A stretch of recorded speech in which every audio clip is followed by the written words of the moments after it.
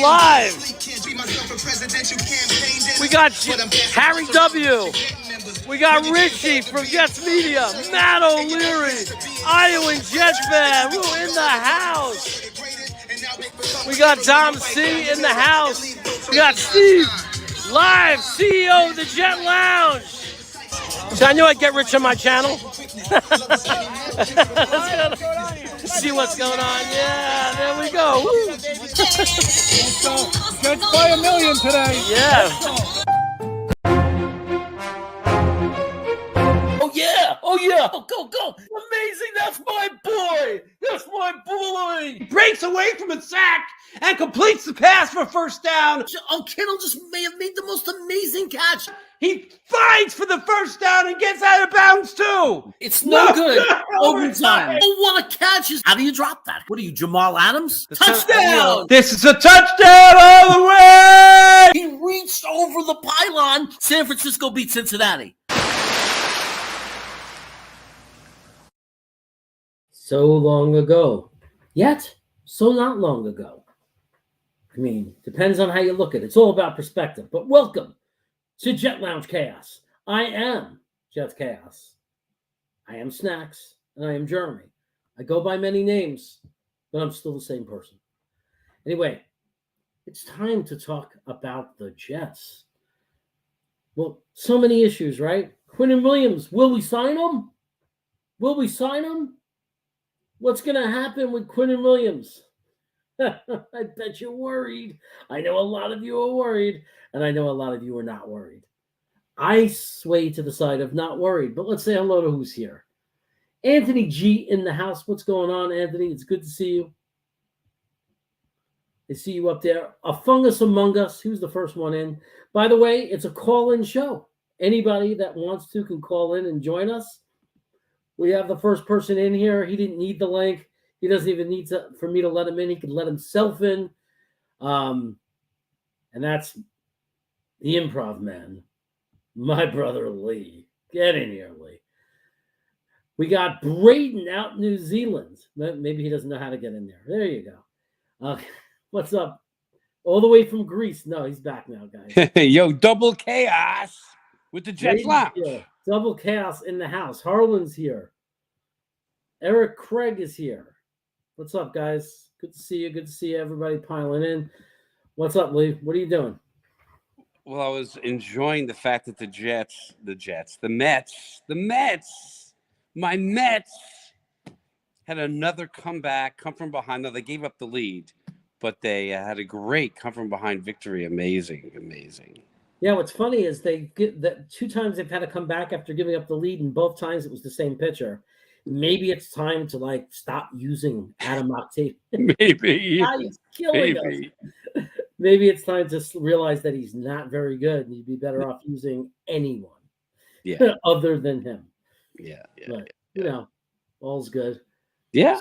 Just so you know, I don't want to put you under pressure or anything, but Braden is in New Zealand watching us right now. That's going to put me under pressure. How? Yeah. I just got back from Greece. Do you want to because would you really want to disappoint somebody who's on the other side of the world? Hey, I'm just who I am. Oh, that's my Alexa. Alexa, shut up. It works. Oh, Alexa, shut up. It works too well. I'm just going to turn my fish on. I'm making tilapia. Okay. Nice. I'm drinking some Lagavulin here. Some nice out stuff. Of Uncle Dave's crystal that he bought. He bought 8 of these when he was in Europe the one time. And you got 4 or 6 of them, and I got 4 or 6 of them. Yeah. Yep. I try to use them because otherwise what's the point of having them? I know. I got to get into that mode. We have the cheap version that look like those, and we use the cheap version. But it's we don't have kids. Why wouldn't we use the good ones? It doesn't make any sense. Why would kids make you? Why is that a thing? Because kids break things. They knock things over. You wouldn't want to leave them out. Oh yeah, I have kids, but they live in their own houses. I'm talking about the kind that are 9 or 10 years old. Dano, what's going on, man? He's in the house. Cy Thompson's here. We got a whole bunch of people. Braden is asking, is it Petey? It's super peaty. It's Lagavulin 16. Which is my basic, my favorite non-special scotch. And I bought this. I had to go all the way to Greece. They wouldn't sell me it in Greece, so I ended up getting it in Istanbul. This is Lafroig Special 4 Oak. It's a liter. I'm already making a dent in that bad boy. Wow. You have quite the scotch collection. Yeah, this is what I'm drinking these days. This is a delicious bourbon, Noah's Mill. Cast strength. Very strong. Very good. Where's it made? Where's it made? Yeah. Good old US of A, baby. Kentucky? Homemade in the hills of Kentucky, baby. I love it. I love it. Real deal. So I'm cooking tilapia. You're cooking tilapia. Yuck. Frozen from Costco. That's how we roll. That's gross. Lafroig 30, that beats any Lafroig I've ever had. The most I had was Lafroig 28. The most I ever had was Lafroig 28.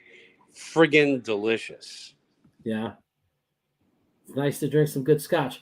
So, Lee, have you formulated any opinions about Quinnen Williams and his contract situation?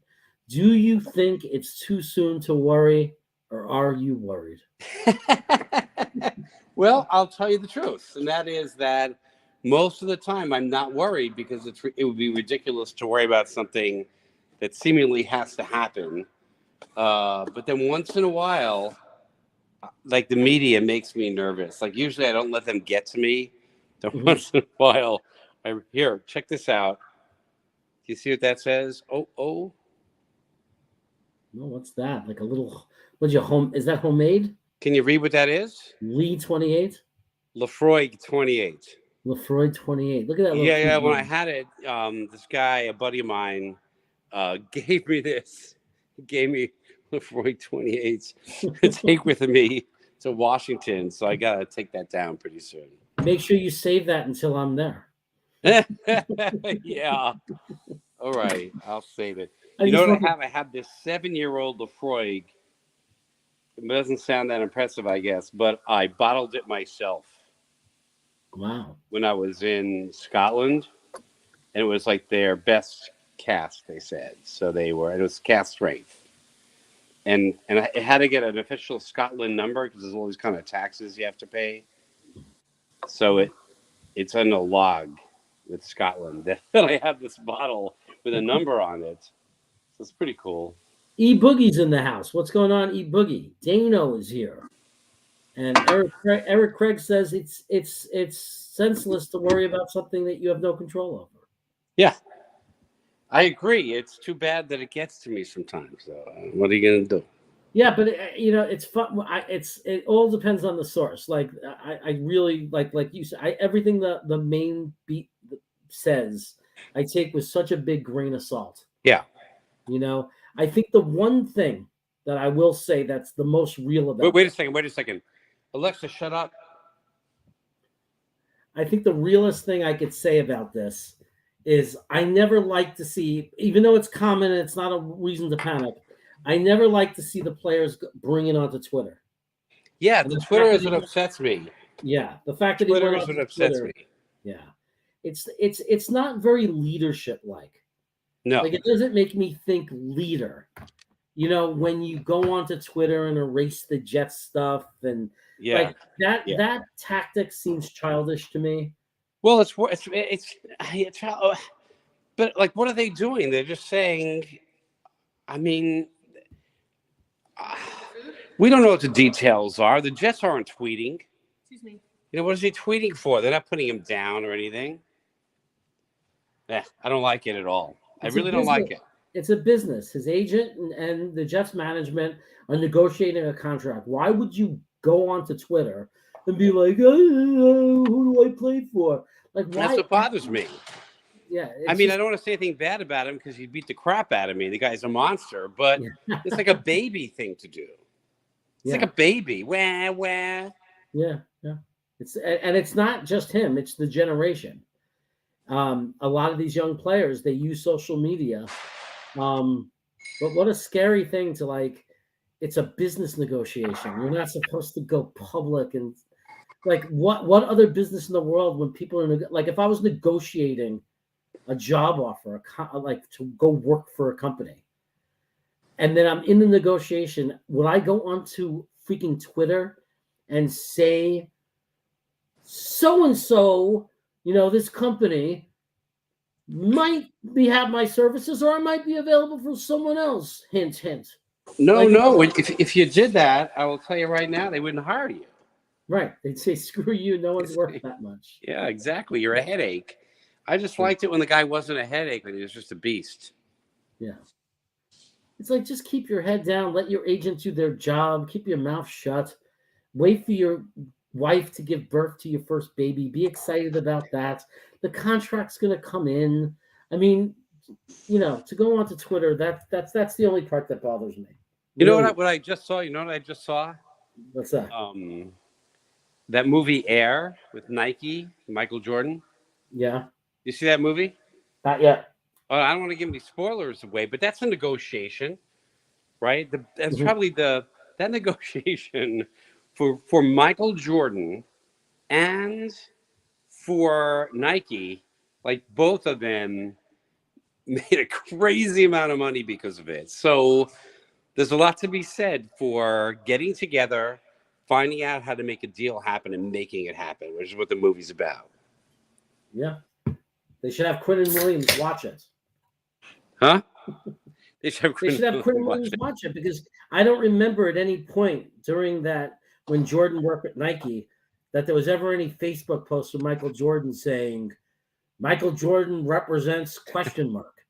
Yes, exactly. No, I'm there. I mean, you do it behind closed doors, is all I'm saying. I'm not saying not to do it. He should push them for every darn penny he could get. That does not disturb me one bit.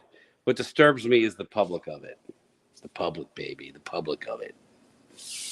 Yeah. I cannot stand it. They need to shut up. Tilapia. What is literally being the antithesis of AVT? He wants. Yeah, look, I would think that, hopefully Becton was just showing confidence when he said left tackle. Like, he's just showing his confidence. The hope is that if, that he comes into camp, he understands it's a competition, and if he ends up at right tackle, that might be what's best for the team, because I don't think Dwayne Brown is capable of playing right tackle. So what's best for the team might be Becton at right tackle, Dwayne Brown at right tackle, left tackle, because they don't want to use Mitchell because Brown is better. Like, so to me, it's just, it's, they just have to be professional. You just have to focus and do your job. Especially, we got Rodgers under center. Give me a break. This is the opportunity to go down into history on this team. Come on. All right, I got to go. I got to eat. Sorry, my bud. I got to go. Okay. Kathy's wondering why I even did this. Ciao.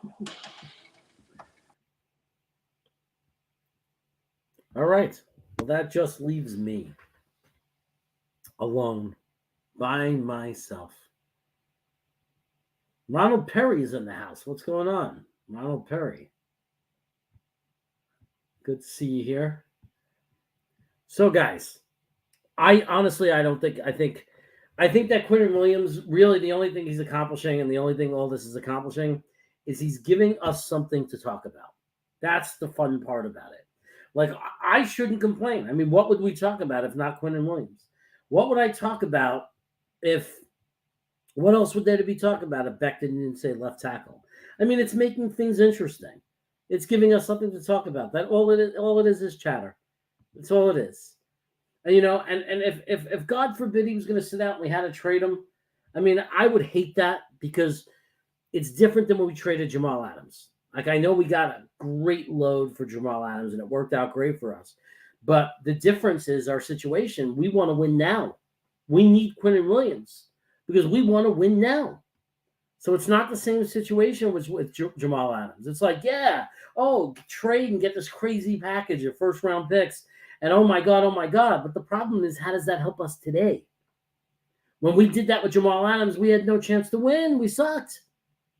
So it was the smartest thing in the world. It was the best move JD ever made. Get us draft capital. We have to rebuild anyway.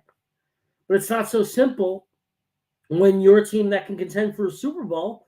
The last thing you want to do is give away one of your most talented players for future draft picks because the future is now. So that's why we have no choice but to sign him. We have no choice. And if it's true he's saying 25 to 30, that's good. Just give him the 25. And I understand JD's side of it. If it's about contract length and he says, I'll only sign a 3-year deal, then JD might say, well, why would I do that?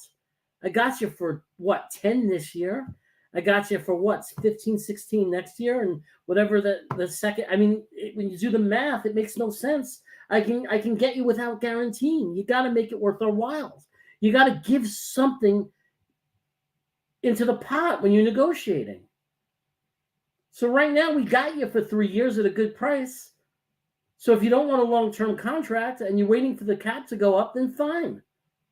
Play out your option, play out your franchise tag, and wait for the cap to go up and then negotiate. That's your choice. But you don't get the best of both worlds. You don't get to sit there and get your guaranteed 3 years. So if you get hurt, too bad for us. Get more money than it would have cost us not to guarantee it.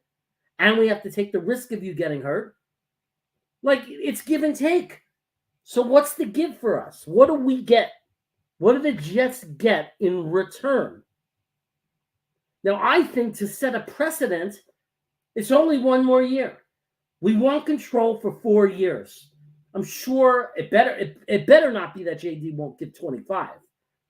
It just seems so obvious. 25 million, 4 years, 65 guaranteed. It seems so obvious when you look at the other contracts that it's easy. It's easy. And then what is he, 29, 28, 29? If he's as good as he thinks he is and he plays hard at 29, believe me, there's going to be another contract for him. Whether it's the Jets or another team that's Super Bowl ready. As long as he stays healthy and he's who he is, that's going to pay him a crazy contract from 29 to 32, like 30 or 4-year contract, the final contract. He's going to have more money than he ever needs. So, that's the one thing. That's the one thing. It's understand that and respect the leverage that we have. We got you for 3 years at a certain price. We're not going to give you a guaranteed 3 years at a higher price. That makes no sense. You want more money now? You want the big contract now? You play today's market. You don't play the market in 2 years from now. You don't say, it's going to be a bigger market in 2 years from now. That's not our problem. I can't sell my house and raise the price by 30% and say, in a couple of years, my house is going to be worth 20% more, so pay me that now. It doesn't work like that. You want to sign the contract now. You want the security now. You want the guarantee and the protection now. That means you have to play at today's market price. That's the deal. It's simple. And you can't blame JD for holding steady on firm on that. Because then any player could dictate anything. And it doesn't exist in any other business or any other type of negotiation. It can't happen in football. There has to be fairness in negotiation. There has to be reality. The reality is what are you going to do? You're going to sit out? You're really going to do that? We're primed to win a Super Bowl. You're going to sit out? Guess what? Then we get you another year. You gain nothing. You're going to sit out the next year? You're going to sit out the rest of your career? What are you going to do? You got no leverage. If we're offering you 4 years at $25 million, we're being generous because we don't have to do that. We're taking care of you. We are taking care of you. We're being the generous one. We're rewarding you. We're recognizing you if we give you that because we don't have to. We literally don't have to. It is risky for us. If you have a season-ending injury, if you tear your Achilles tendon in a 5th-year option, guess what? We don't have to worry about a thing as far as the years after that are concerned. Right? That's the give and take. You want the guarantee. You want to protect yourself from injury? Then you sign the contract. Today's market. And today's market has been clearly defined. It's $25 million. That's the market right now for the second best defensive tackle. So we are recognizing, people would argue that fact. People who aren't Jet fans would say he's not the second best tackle. But I'm saying $25 million, we're going to recognize you right now currently as the second best defensive tackle in the NFL. Bam. Done. What's he crying about? Now, if we find out that Joe Douglas is not willing to pay him that and is offering him $23 million, we got to beef with our GM. Because why are you messing with him? Why are you messing with our best player? I mean, because I don't understand it. To me, it's the easiest. It should be the most. Who knows what they're arguing over? Because to me, it's the easiest thing in the world. It's simply the easiest thing in the world. Just simply agree to a 4-year contract, $100 million. I mean, I like, look, I mean, I don't think we're fighting for 5. It's way too risky to fight for 5 years. 4 years is a good number where if you have to, if it doesn't work out, if he has a horrible injury, then you're stuck for 2 the 3rd year. You cut him post June 1st. You divide it by 4, and it doesn't kill your organization. And Joe Douglas likes those kind of contracts. He likes those contracts. Now, I seriously doubt that it's the opposite, and Quinnen is saying I need 5 years guaranteed or something crazy. Because why would he do that? The market's going up. It's a little bit of risk, but he could secure a good $65 million guaranteed, have a nice $100 million contract. Worst case scenario in the world is he takes some kind of major injury, never gets a great contract again, and he made $65 million. And he's taken care of for the rest of his life, the rest of his kids' life, and the rest of their kids' life, and so on and so on. So what's the problem? It's childish. But I'm not going to point my finger completely at Q Williams because the truth is we don't know. I mean, he shouldn't have went onto Twitter. We know that. But I'd be pretty pissed too if they were offering him $23 million. Like if they're coming in with that kind of contract, I'd be pissed too. It would annoy the hell out of me. I saw Dom C out there. Dom C, if you're out there, I pinned the link. Anybody who wants to call in is welcome to call in. You're welcome to join the stream. Just hit the link on top. It's pinned there. It's a call-in show. Dom, if you want to jump on, come on and jump on. Anybody out there wants to come on? Dano, you want to come on? Any of you. Just jump right on. You can keep the camera off if you want and just talk. Or you can put the camera on if you're not camera shy. I mean, I'm willing to show this ugly mug. I mean, how bad can you look next to me? Come on. Give me a break. So Twisted is here. It's good to see you, Twisted. And Vincenzo is here. That's good. So Vincenzo says he'll come in. Yeah. Anytime you're ready, Vincenzo, you just come on in. I love that, Vincenzo. You know a guy named Vincenzo is not going to look at you funny if you say, hey, let's get some big men of gut. Huh? Like, a guy named Vincenzo is not going to say, what are you talking about? What's that? I live in California. I could say to some people, I miss Big ZD. What? They don't know what I'm talking about. It's crazy. They can't tell you what's in Yoki Balaganese. I mean, like stuffed mushrooms. They're like, stuffed with what? It's crazy. But a guy named Vincenzo, you're getting a guy who knows what a Big ZD is. You know what I mean? My man Vincenzo has had chicken piccata. My man Vincenzo, he knows. He's had stuffed mushrooms. He's had baked clams. He knows the deal. Not so much out here. So, you don't know. A fungus among us, I'm sure, likes mushrooms on his pizza. No question about that. We got a super chat coming in here. Hopefully, Germ doesn't take to Twitter that I only offered A $5 super chat. What are you talking about? That's something to brag about. That's generous and nice and kind of you, and I appreciate it. Thank you for giving me $5. I appreciate it. Helps the channel, helps pay the bills, keep the StreamYard going and all those kind of things. Saving up for some new stuff. I'm going to need a new computer, right? Or a camera. I got to figure out new technology. So I'm going to work on that. I got to figure out how I'm going to hang my Jets Lounge sign when it comes. I'm going to have a neon LED sign. And if you look behind these banners, it's like a chalkboard. So I have no idea how I'm getting that lounge light up. So, but super chats, money solves everything. Like you could resolve any issue with money because you could always bring in a handyman. Everything can be figured out. So when you give me a super chat, it helps fund stuff like that. You fund the channel. You're sponsoring the channel, and I appreciate it, Anthony. Thank you. And now I could be like Q Williams, and I could pretend I can't read your name or say I have a listener. His name is something with an A, but that's not my style. Anyway, we got more people coming in. E-Boogie, it's good to see you, brother. I think I said hello to you, but I'll say hello to you again. Cy Thompson's out there. I think I'm saying it right when I say Cy, but I can't bet my life on it. I always forget. And we got, let's see, use fishing. Let's hang with that. Oh, fishing line. Yeah, that's a good. It's heavy though. It's really heavy. But I was thinking of that. You're talking about going to the ceiling and have, because I know someone who hangs paintings that way. So that might be a way to do it. It's just that I'm going right into insulation. Like I'm going into plaster into insulation because it's like a loft.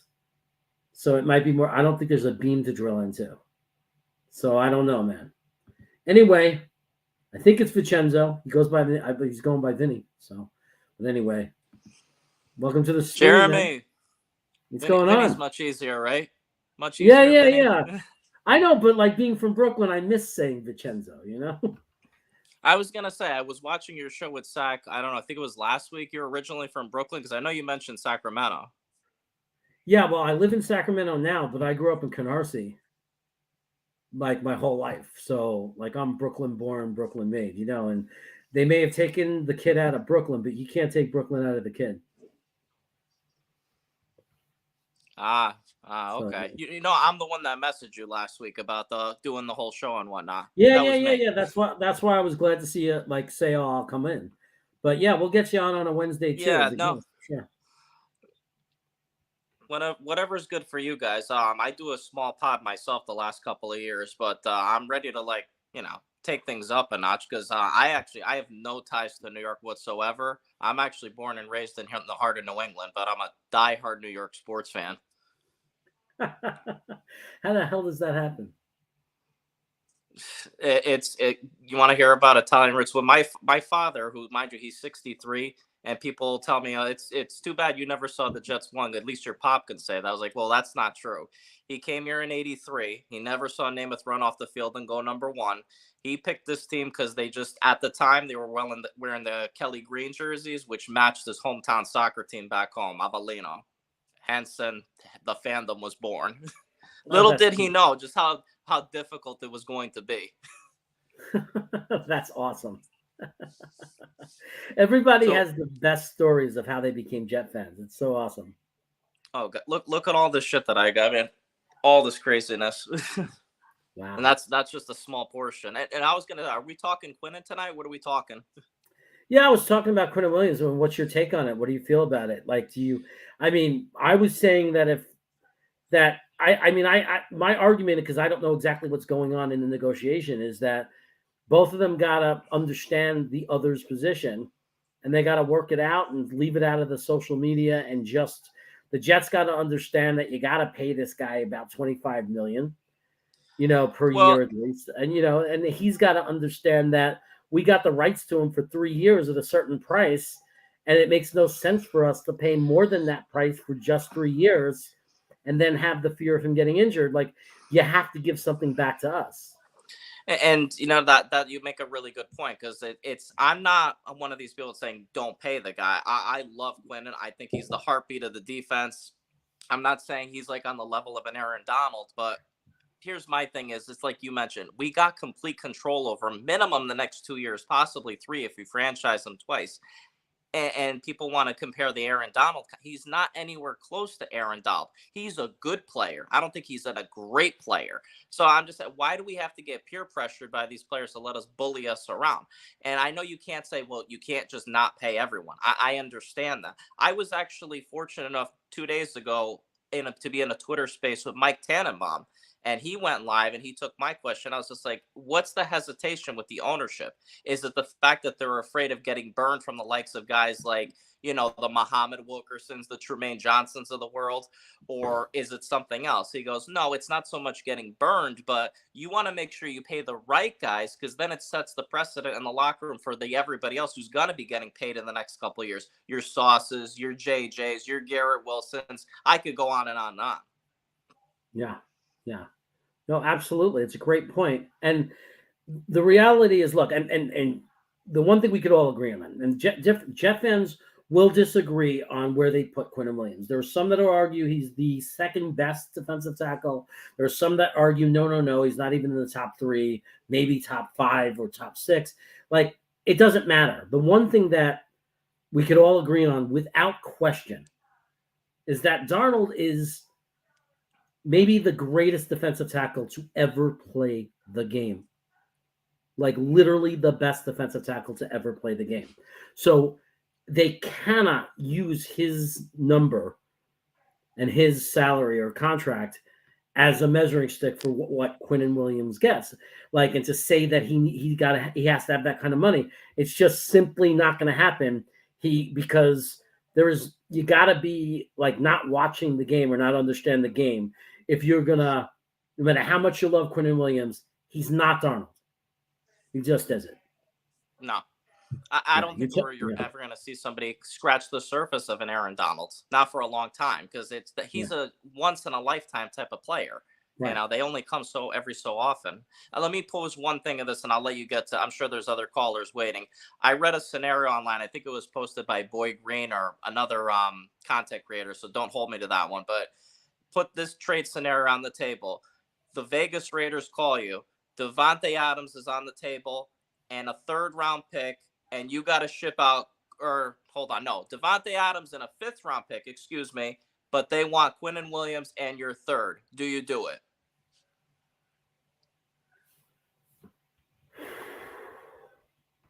That's really tough. Because look, the defense is, I think, with or without Quinnen, it would take a step down, but I still think they would be elite. Our offense, I think, would be completely unbelievable.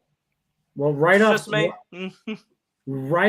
bat, you'd have to say that Devontae would have to, ahead of time, restructure the contract to give us control of what that looks like. Because, right now, the way his contract is structured, you're paying him right now. And that's, so that is a complication. Mm-hmm. So you'd have to be able to restructure that to look what Quinnen's salary would have looked like. Honestly, I don't know if I'm comfortable pulling the trigger on a deal like that. And I know that might sound crazy. It's hard. I would need more time, man. I'd have to do a lot more research on the numbers. And it's like, that's not an easy one for me to just jump in and say yes or no. That's a rough one.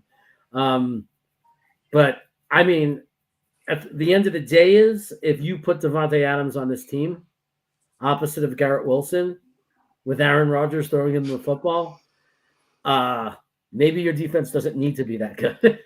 No, don't forget. Then you got your Conklin, your Uzama, you got Ruckert on the bench, you got Breece Hall in the backfield. The offense would be extremely scary. And the last time we had a scary offense, I would go back to 98, because I don't really consider that 15-year, something that was elite. It was a fun year, but, we all know what ended up happening. I don't want to revisit the past, but the last time this was a high-flying offense was Vinny T and company. That was the greatest Jets offense I ever saw in my lifetime as a fan, and I'm 37, so it's been a while. So, yeah, I mean, look, I don't know if I do the deal, but I will say this. It would be, if it happened, and we did do it, the one thing that would make me, it would be very hard to be emotionally, negative, because even if I didn't know or I wasn't sure if it was the right thing to do, it would be potentially not just the best offense we've seen, but you're talking about like potentially being like what Denver was when, you know, Peyton Manning's big year, or, you know, like you're talking about like potentially being the number one offense in the NFL that's putting up 40 points a game like it's nothing. You're talking about just something that we've never seemed to have dreamed about or anything even close to. Not with this team. And the thing is, Jeremy, with today's NFL, I mean, it was nice to have a top 3, top 4 defense we had last year, but at the end of the day, we didn't go to the playoffs. You want to win in this league, you got to score 30 plus points a game. And if God willing, we end the playoff drought and we got to head to Kansas City, you don't score that many points, they're going to roll you, because going into a place like Arrowhead is an absolute pit to play in. So you got to go punch for these high flying offenses, whether it's KC, Buffalo, Cincinnati. The league is geared towards high flying offenses and scoring a lot of points. What is the feeling in the on Twitter, in the Jets Lounge on Twitter? Like, is it broken in the middle? Is this a big argument or debate, or is it swinging one way that they would do a deal like that? I think it's just going towards. I think he's gonna be here. I mean, obviously, yeah, he removed the Jets from his Twitter, the DT for the ... Listen, he was advised by his agent to do that. They all do this, and he's not gonna show up to OTAs or whatnot. They know what they're doing. Right. You know, it's a scare tactic. At the end of the day, what do I expect to have? I expect Quinnen to be here, because the whole thing of when we haven't played a first round talent in Muhammad or Wilkerson. That narrative needs to change. You want to tell your young talent, if you do what you need to do, you put up the numbers, you string together wins, you show the leadership in the locker room, you're going to get paid. Saleh said it in his opening press conference. I want to develop players that we can maximize their potential to get them paid as much as we possibly can pay them. But of course, it comes down to winning, you know, a championship here, which we haven't done in 5+ decades. Yeah. No, you see, and I understand the argument. I understand the point. I really do. Like, that's why it's like, I know people will have strong arguments and reactions to trades. Like, people say, you're crazy, or that sucks, that would be horrible, that would be great. I don't do that so much. One thing I've learned is to take more time to think about things that people propose. Exactly. You know, because you got to see the other argument. Like, you could be someone who says, there's no way we're moving Q, would be the dumbest thing in the world. But before you say that, at least jump into the other person's shoes. The other Jets fan, or the Jet fans that would want that deal, listen to their reasoning. Because you might still not be convinced, and you might say, I wouldn't want to do that trade, but you might just at least understand and say, okay, I'm not going to call you crazy. I'm not going to fight with you over it, because I understand your point. So, you know, for me, I don't think either side is crazy when you talk about like that deal. I'm not one side or the other saying no effing way or you have to. I'm kind of like just I see the negative of it and why it would hurt, because he's such an important part of the defense. But it's not like I'm going to pretend that if you put Devontae Adams and Garrett Wilson together, that it's not going to be one of the most ridiculous things ever. You know what it is, though, too? Some of the fans, and like I said, I'm going to say this again, I want Quinnen here, but take the green goggles off, okay? I was one of those perfect fans when I was younger. It's just like, oh, you got to pay this one. You can't let this one go. You can't. There's no more, loyalty in sports anymore. You got to be ruthless when you deal with these guys. I hate to say it, but, I mean, JD knows what he's doing. If you look at the premier franchises in this league, and I know you can't, and I say this, you can't just say you don't pay anyone. The best franchises historically don't pay anyone. The Green Bay Packers, the New England Patriots, the Pittsburgh Steelers. They never bring in guys from the outside. They have their own homegrown talent, and they always sign team-friendly deals. Always. Yep. Look at how ugly that contract is the Cleveland Browns handed Deshaun Watson. It's hideous. Yeah. Look at all the draft capital they gave up. You know what I mean? And Lord only knows how it's going to work out with Baltimore with Lamar. Long term. Remember when they won that Super Bowl with Flacco? Flacco got paid. The entire defense that was historically good got chopped up. You know? Right. And they haven't won a title since. But again, the Right. great ones, they don't pay. Well, who was the last guy Bill Belichick paid? Excuse me. You know, who did Yeah, they pay exactly. New England to Bill- $100 million? You never see it. Never. The Steelers and the Patriots always go by one code, and that's next guy up. Exactly. So Exactly. keep filling the pipeline with players, next guy up. But you're not going to throw all your resources into one player and put yourself in a position where you now are stuck. And if that one player gets hurt or doesn't perform well enough, you're done because you don't have the resources to get the other guys you need. Exactly. Couldn't have said it You better know, myself. so, yeah. Fair but So firm. I get that. Fair but firm. That's all. And that's why I Yeah. respect JD. I trust JD. We have not had a general manager like this ever, I think. Ever. And I love what Mike T did, during the Rex years. I loved it. But the thing was, he sacrificed all of her draft capital and he put us in cap hell once the team got decimated. And it took so long to climb out of that hole. I think we're just starting to come out of it and see the light. But again, this is the year. We got to make that run. This is the year. Couple things I want to say. I'm not ready to say Super Bowl. I'm not going to be this crazy fanboy, but playoff drought's got to end.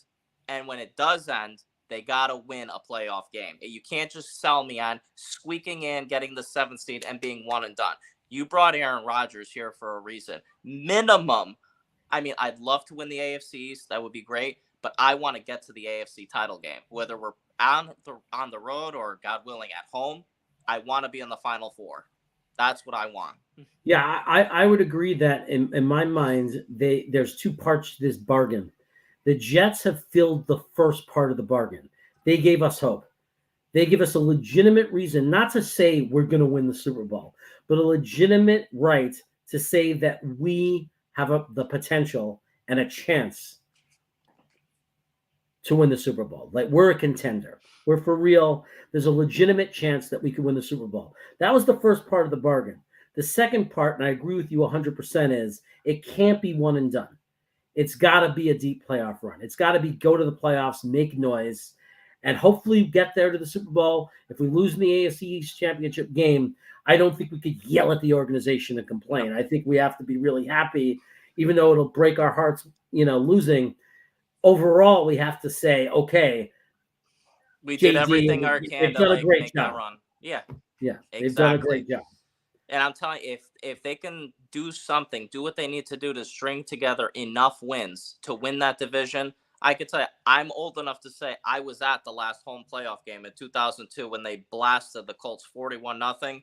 And I've been to so many venues. I've been to Madison Square Garden, Yankee Stadium, more Jets games than I could count. That's the only game I ever attended. The stadium was shaking underneath my feet.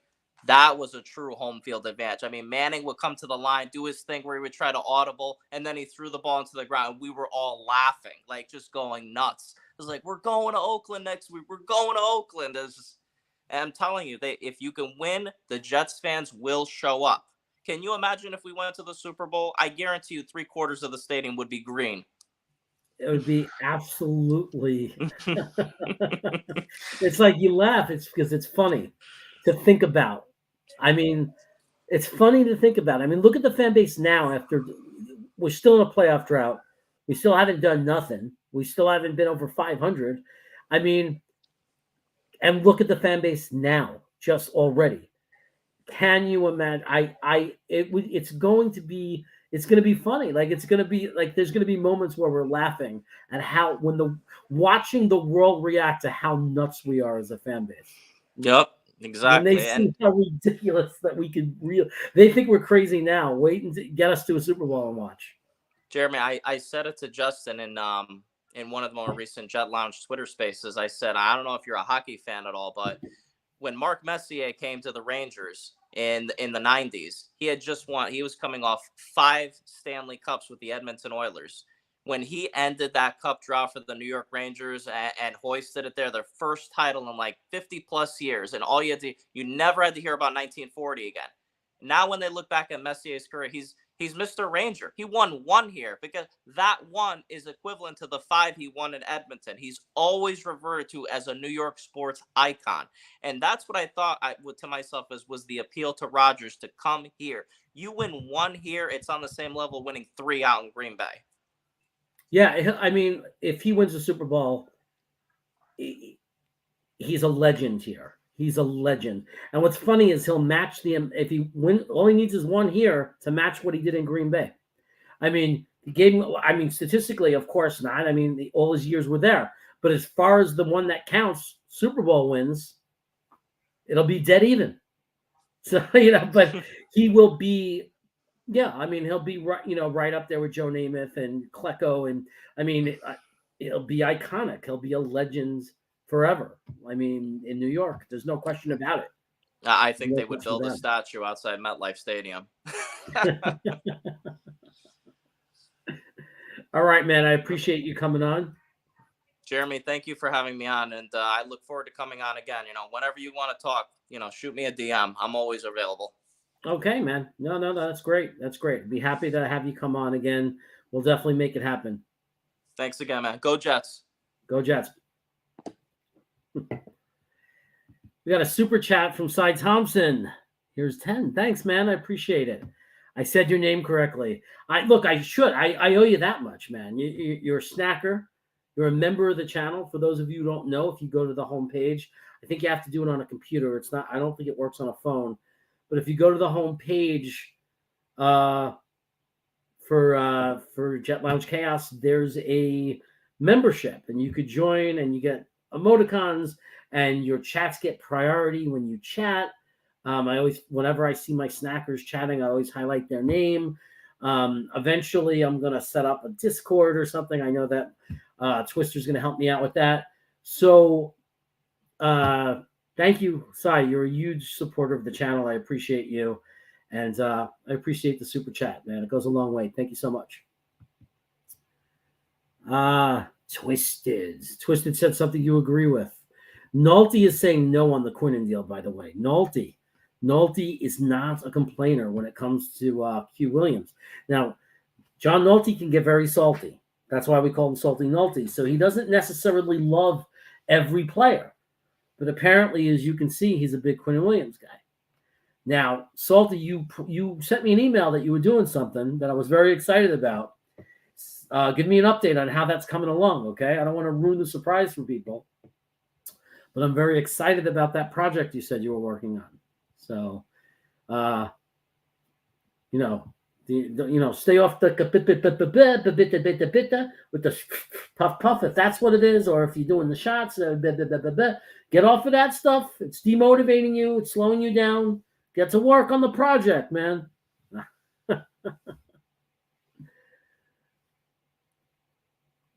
They perform for multiple years. So that's a complaint of Quinnen Williams. I will say that, yes, Quinnen Williams was significantly better last season than he's ever been. But I wouldn't exactly say he wasn't good in previous years. I think in 21, he did have an injury coming into the year. I think he never really got back on track. But some of his big plays were in key moments. So like as Greenbean will point out, the one thing you have to credit or recognize with Quinnen Williams is when he gets a sack, it's not, we were winning 30-3 in the fourth quarter and he gets a sack. Quinnen Williams, if you look, his sacks come in big moments. He rises to the occasion, and he always has. So that's important to remember. Like he's clutch. His sacks usually go a long way. They usually mean something. So we should keep that in mind. He's definitely really important.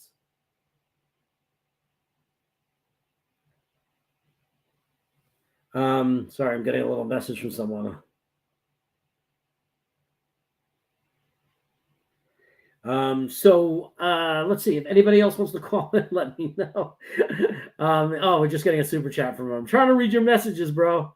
So that's why I was distracted. They text me while I'm doing a show. It's really funny. Now I know how Greenbean feels because you guys know I'm always texting him when he's on the show. So.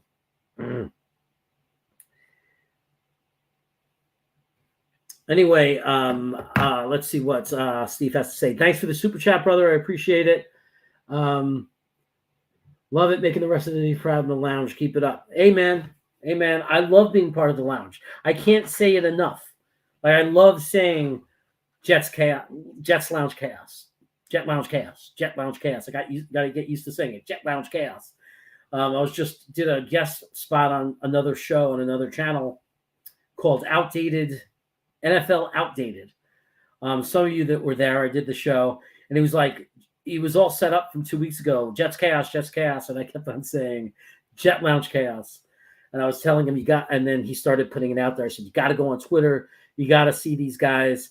Nobody has brought together the fan base. I'm sure I'm not going to say officially nobody has brought together the fan base like the Jet Lounge.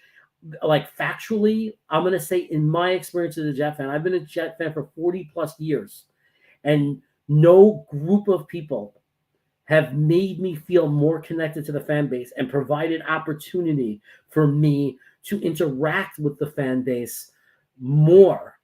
And I'm talking about in the live fashion of talking to people live, not the YouTube fashion, because these are the two facets now where I've connected with Jet fans as the Jet Lounge. The Jets Lounge opened this up for everybody by renting out the hangar, by doing the tailgate, by making it affordable. They made every part of it affordable. They even helped finance it for people who couldn't afford it. They helped raise money to get people there. And they do live, like the Jets draft, doing it in a bar that anybody to go into. It's an organization I'm so proud to be part of because they bring the fan base together and they accept everyone. They accept everyone. And you don't got to be like, change who you are, be too, like, oh, you got to be cool, you got to be this, you got to be an athlete, or you got to be big, you got to be like, it doesn't matter. If you're a Jets fan, you're part of the Jets Lounge, your family. All you have to do is just want to be part of it. Just show up. And you are welcome. So that's why I collaborate with the Jet Lounge now. Now Steven goes way beyond that, aside from just what he's doing with the Jets Lounge. Like he goes, the giveaways is really exciting. There are a lot of people who cannot afford, but would love to have signed jerseys, signed mini helmets, collector's cards. Well, he gives that opportunity. And it's not just like once a year or something where it's one person. He's constantly giving it away. So if you look up Sack Exchange on Twitter and hit the notification bell so you get his notifications, he is constantly giving things away, or you're guessing numbers. That's all you're doing. You go in, you get the notification, he's giving something away, start guessing some numbers, win something. So these guys are great. I can't say enough about it. I'm so happy to be affiliated with them. And make sure, guys, if you're on Twitter, that you're part of the Jet Lounge. Make sure you join the Jet Lounge. And I'm excited to a lot of what they're going to bring to this channel too. We talked about it last week. It's going to be some pretty exciting guests coming on the show into the future. And one of the reasons we had Vincenzo join today was because of this collaboration. That's how I got to know him. And that's why you're starting to see him here. And as you can see, whether you agreed with his takes or not, he's very well spoken. He's very knowledgeable. And he's a fun person to get to know, right? Tell me you wouldn't want to sit next to Vincenzo at a Jet game and talk to him and hang out. Clearly, a likable guy, a good guy, a smart guy, a real fan. I mean, it's instant brotherhoods, instant family. So it's good stuff. With that spoken, we'll see what's going on with you guys. Now, there's got to be more than just Quinnen going on. I've been talking about Quinnen the whole show. If he doesn't play, does he forfeit his money? It's worse than that. He gets fined. Like once it's mandatory, he gets fines. Now, usually players who build up a lot of fines that hold out, that eventually sign the contract, part of the deal covers the fines. So it's a lot of, I don't know, nonsense. But if he sat out the whole year, he'd be paying fines because he's breaking a contract.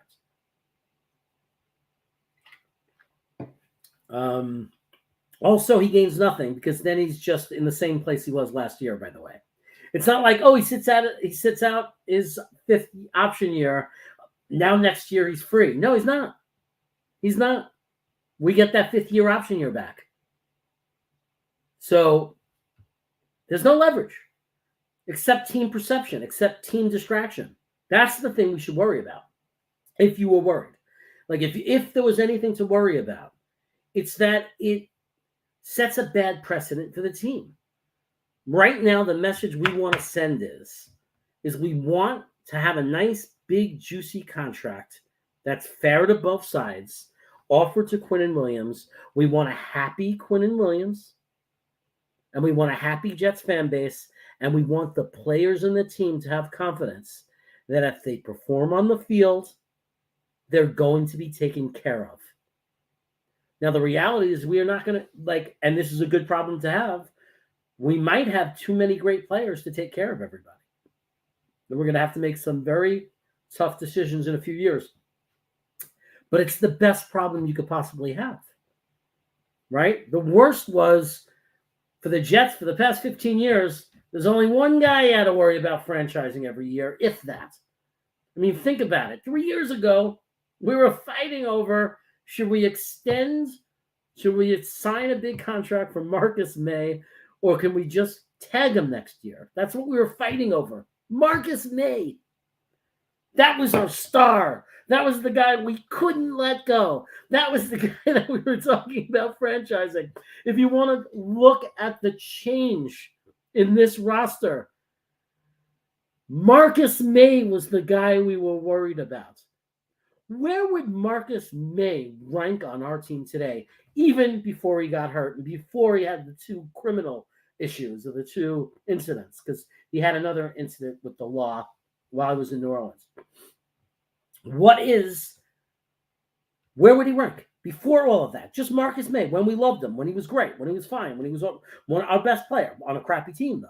One of our best players. Where would he rank? Is he better than Sauce Gardner? No. Is he better than DJ Reed? No.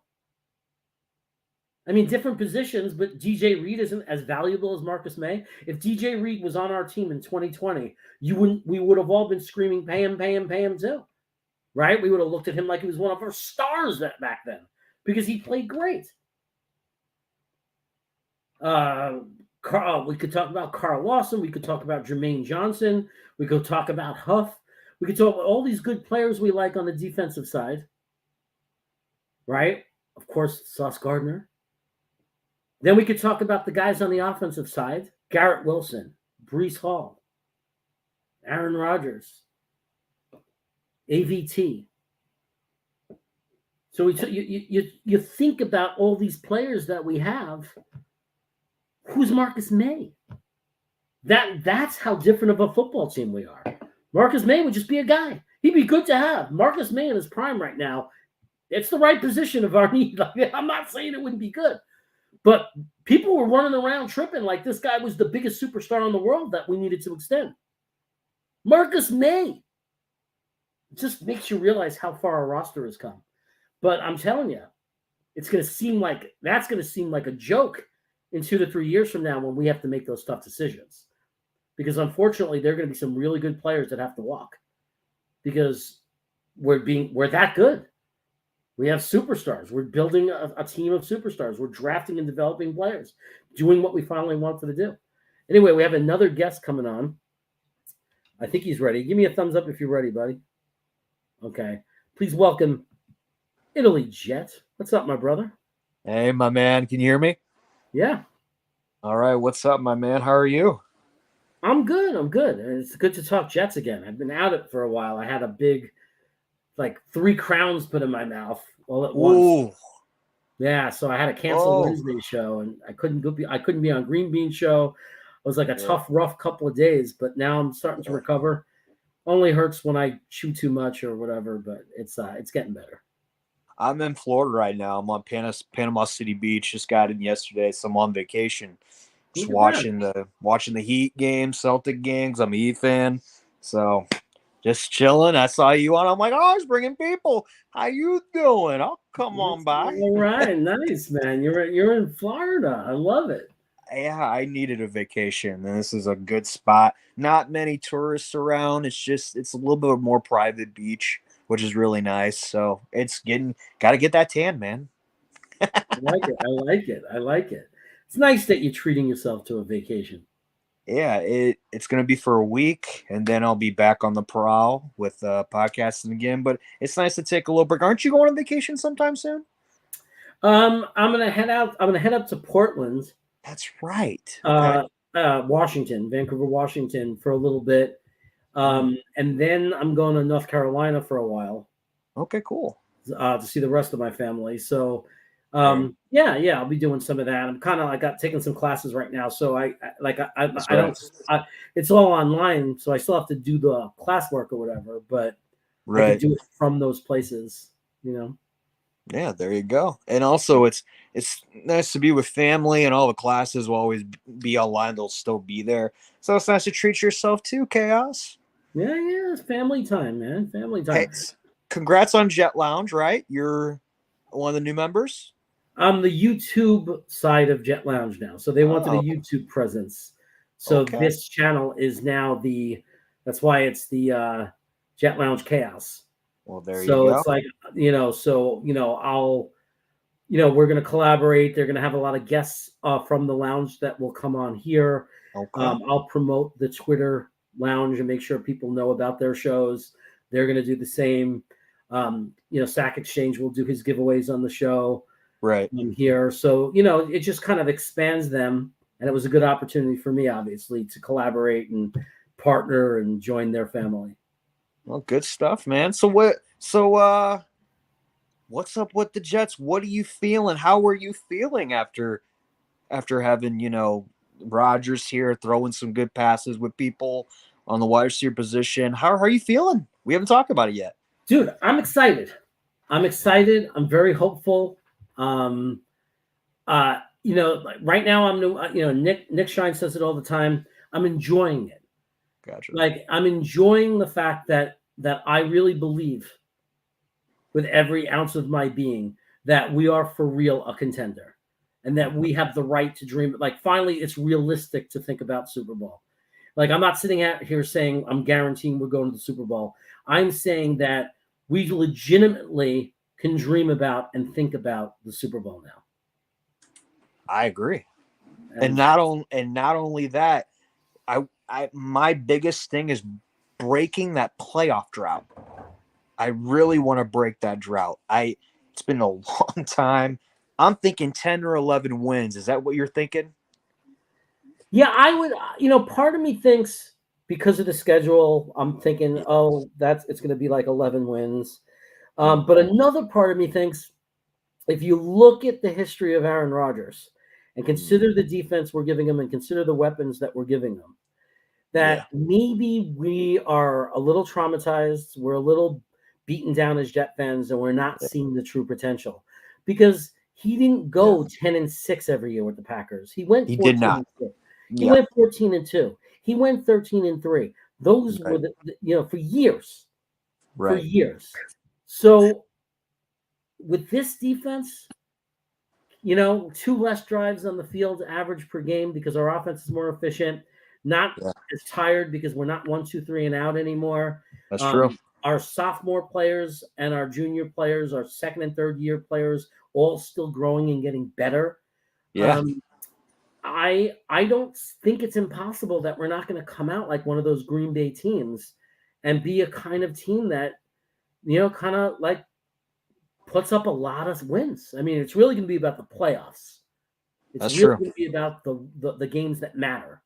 I agree. Right? And that's where you have to question even Green Bay the last 15 years. Like they only got one Super Bowl. So there's a lot of playoff games that they lost. That's the thing. I think the regular season, there's a possibility we're going to be what you saw with Green Bay. We're going to be a team that wins 12, 13 games. I mean, I hope it happens. I want it to happen. And I agree with everything you're saying. But what do you mean you always talk about all the time? It's the Jets. We don't know what we're going to get. I know. But we have hope, and I have hope. I like the Lazard pickup a lot for me. Lazard, good stuff with Aaron Rodgers, but Lazard brings that height. I love his height. Like he can get in the red zone. He can go up for jump balls down the field. And I know a lot of Packer fans. I know a lot of Packer YouTubers, and they actually like miss him more because whatever they say about Rodgers, whatever they say about Rodgers. But I think Lazard was a steal for us. What do you think? I think if you look at it from the perspective of forget about numbers and statistics. Yeah. But look at it from what he does on the field and filling a role. This is a guy who we don't talk about his blocking enough. This guy blocks like a tight end. Agreed. I mean, he's an extra blocking weapon on the field. I mean, we've all seen the play where he took out 3 guys. He's an absolute beast. He's not afraid of contact. Agreed. He welcomes contact. He's violent. Yeah. What Salah says. So it's not just the numbers. It's the attitude and the type of player that and the toughness that he brings to this team. And also just the comfort that it brings Rodgers, right? There's definitely a comfort level for Rodgers. Agreed. And there's also, you got Cobb also that's going to be in camp. I don't know what his role will be, but then you can have 2 receivers, 2 receivers to help the other receivers in that room learn that system, the subtle changes, to work the Hackett system, how to work with Rodgers. So you have 2 guys with a tremendous amount of experience that have worked with Rodgers, both known to be hard workers, both respected. Yes. Respected, good people, quality human beings. Agreed. Leading this younger quarterback room. So you got to like that. I agree. I agree. I mean, look at the experience. Like, you got Hardman has a Super Bowl ring. Yes. He's got crazy speed. He's going to be a great gadget player. He's been in the big games, right? Amen. You got Corey Davis is a veteran of the game. Agreed. He's not going to be as relied upon as much, so maybe we can keep him healthy and he'll make some big plays for us. I think that's going to happen. Right. And then you got Lazard, who is a veteran now. I mean, it's 5 years with Aaron Rodgers, I think. Yeah. Yep. He's worked his way up from nothing, from not even being drafted. Right. And then you Agreed. Cobb again, with Mims, whatever they are, 5 and 6. I mean, it's depth. Yeah. But Garrett Wilson, I was watching the Cleveland game. They played it on the NFL Network again. Yeah. And I forgot. I honestly forgot. I don't forget the numbers. Forget the 83 receptions. Forget the 1,100 yards. True. I think people got to watch Garrett Wilson and how bad he makes defenders look. It's amazing. He makes cornerbacks, veteran cornerbacks, look like rookies. Like, he is absolutely insane off the line of scrimmage. And not only that, I think he's going to be a Devontae Adams 2.0, or he could have potential to even be even better. He has a basketball background. He hoops a lot. He gets up in the air. He dekes like no other. He burns you so much on that side, whether you line him up on the right or left. He is just crazy talented athlete. And when you can bring it skills-wise, the wide receiver position, especially as your number 1, it's going to be awesome. We've seen, just like last year, when someone throws it to him down the middle, he jukes and he is gone. It's going to be awesome to see. And he has that on-field mentality of a winner. Like, he's like a Justin Jefferson. He's like a Devontae Adams. Like, when his helmet came off that game and his face, and he was angry and frustrated. Oh, so angry. I mean, he said, that's not a rookie. That's a man. Agreed. That's a man. He was like a veteran already. Like, that's a guy who's just fire. He wants to win. He's angry. He's competitive. He's not afraid. He's a real guy. Like, this is a guy who impacts a team, not just with his performance, but with leadership and with passion and fire. I mean, we really struck gold with Garrett Wilson. And not only that, he's used to winning in a very big college environment. A lot of his teammates in the wide receiver position went to big teams, played with Justin Fields. He's played with Ruckert. He knows what it takes to win, not only at the college level, but now, since that he is with the Jets and we're getting all these pieces together, he's going to fit even more right in. And not only that, it's going to boost his ability more and more, because everyone always says, okay, he played for this college team or someone else played from this college team. It matters what division you play. It matters SEC, whatever you want to call it. It matters because if you're going to go to that championship every year, any type of championship, it matters to be on a winning culture with captains in a team. And that's what I love about Garrett Wilson. That's just me though. Yeah, no, I look. I mean, what I love about the way they draft and the way they add, players is that they look for leaders. Mm-hmm. They value character. They look at guys who are ballers, guys who are used to winning, guys who want to win, guys who are not just going to be content collecting a paycheck. Agreed. Guys that it's not enough. I don't care. Like I'm making millions of dollars, but I'm miserable if I'm not winning. That's the players you want. I agree. And that's Garrett Wilson came off that way immediately, right? I mean, you Facts. saw it. Facts. Like angry. Oh. Like I want to win. I don't need this crap. And Sauce Gardner is that. Sauce Gardner is not in this league. Sauce Gardner has no intention of leaving this league without Super Bowl rings. I agreed. Like no way. Like he's like he expects it. Not only does he not expect it, look what he did in college. Like Cincinnati was an okay football school, but once he got into the NFL, I knew he was going to be great right away. And people were always like, oh, well, why didn't we get someone else that position? No, you are in a very tight division. Bills, Miami, and Patriots. You need someone to block their wide receiver position, number 1 and number 2.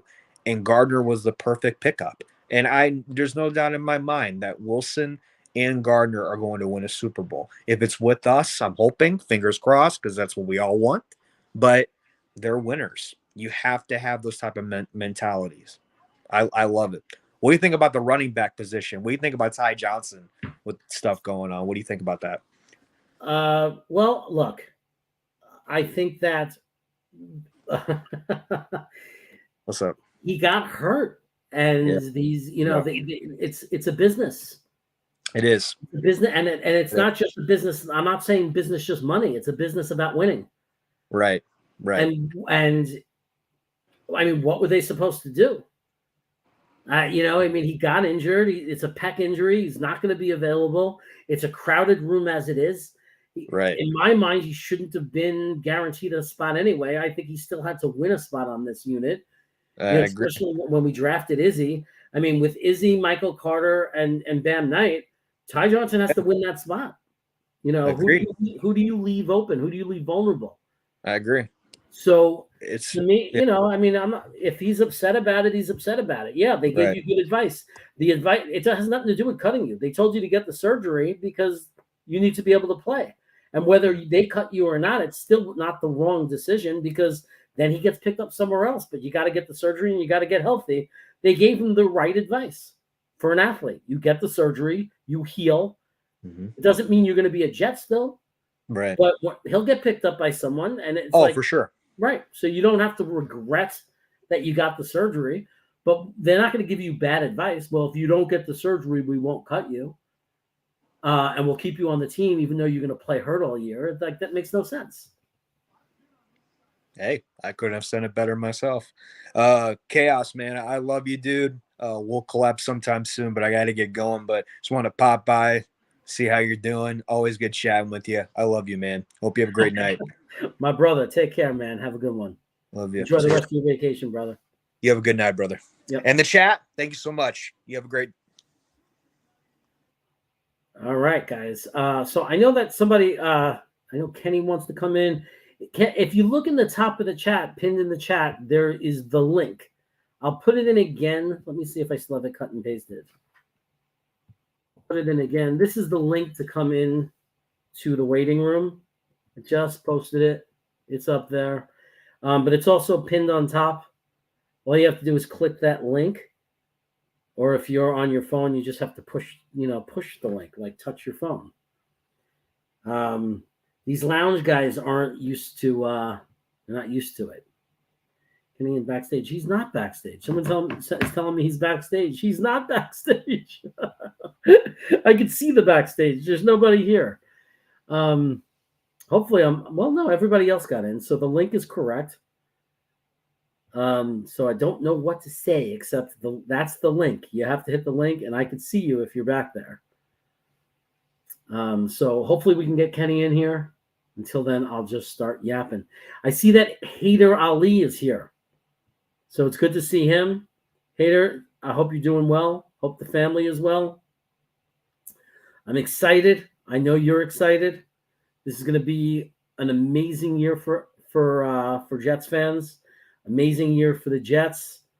And it's good to see you here live, brother. It's good that you caught me live. And again, everybody, it's a call-in show. The link is up on top.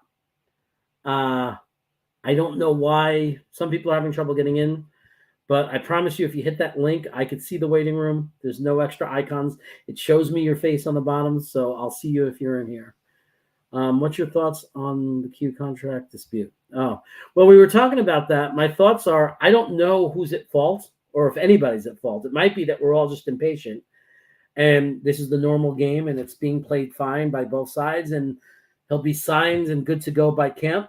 And if not, it's hard to have thoughts if you don't know who's at fault. So in my opinion, if JD is not offering at least 25 per year, 4 years, 65 million guaranteed. I think if he's not offering that, then I have a problem with that because I think it's a very obvious number. It's very blatant to me. You offer him 4 years, 25 million a year, $100 million contract, 65 guaranteed. It fits perfectly. It slides him in as the number 2 defensive tackle in the NFL. If Quinnen Williams is worried about the salary cap going up and people making more money later on, that's his problem. That's not JD's problem. The example I gave before was if I was selling my house right now, I can't expect somebody to pay $100,000 more for my house because my argument that it is in 3 years, real estate's going to go up. It's today's market. Today's market, the fair price, fair value right now in today's market for Quinnen Williams, in my opinion, is to pay him as the number 2 defensive tackle in the NFL, to pay him a little bit more than the guys we just saw get signed. 25 million, 25.5, 26, whatever it is, 100 million, 103 million, I don't care. 4 years, 65, okay, 68 million guaranteed, whatever it is. It should be the easiest negotiation in the world. Neither side has an argument on why it should be different than that. For Quinnen, if he wants it to be a shorter-term contract, makes no sense for us. Why would we do that? We own him, the rights to him for 3 years at less money when it averages out. So it makes no sense. It makes no sense for us to sign him less than 3 years or less. Absolutely no sense. And it's a negotiation. It's got to make sense for both sides. You got to give. Both sides have got to give. There's got to be some give. I mean, if we're going to pay you more than we have to over the next 3 years, then you're at least going to give us another year of control. I mean, come on. I'm not going to sit there and yell at JD because he's not going to pay 2025 cap space salary cap, value in 2023. It's not 2025 right now. It's 2023. Today's the market. Today's market is today's market. That's what it is. Doesn't make any sense. Now, for all we know, Quinnen Williams is only asking for $25 million. He might be happy to sign for 4 years at $65 million guaranteed, and Joe Douglas is being ridiculous and wanting to give him $22 million or something. With $30 million guaranteed. Like, who knows? Nobody knows. We don't really know. Because there's no one out there that can give us that information that I trust. Right? Because they're not letting it outside that room. The only person that might leak what's really happening that you could trust at all is if it comes from Q or his agent. Because they'll do it as part of the negotiation sometimes. They will intentionally leak information. Right? But if it's not coming from them, if it's just a beat guy saying it and saying, I can't reveal my sources, but sources are telling me, sorry, but that's just not, I can't buy into that. Weed the People comes in and says he's a member for 2 months, so it's his free chat. I can't highlight it, buddy. I'm sorry. It's a stupid, bad thing on StreamYard's part and YouTube and the way they integrate, but I see it. He's saying, congrats on your new partnership, Jeremy. Thank you so much, Weed the People. I appreciate it. Let me highlight it and throw it up there so I can highlight it. Right here. Watch this. That's what I do for Green Bean. People say, what do you do for Green Bean? This is what I do for him, guys. I make it that he could highlight a chat. So it'll pop in. Here it is. There you go. Thanks, We the People. Thanks for being a snacker. I appreciate your support. I appreciate the congrats. It's an exciting thing. I'm waiting for someone from the Jets Lounge to get in here. I think he's having technical problems. But because I know that if you make it into the Jets Lounge, if you're able to get in, I could see you. I've been able to see everybody else. So, Kenny, if you're out there, just keep hitting the link. I don't know what's going on. I don't know if it's your internet connection.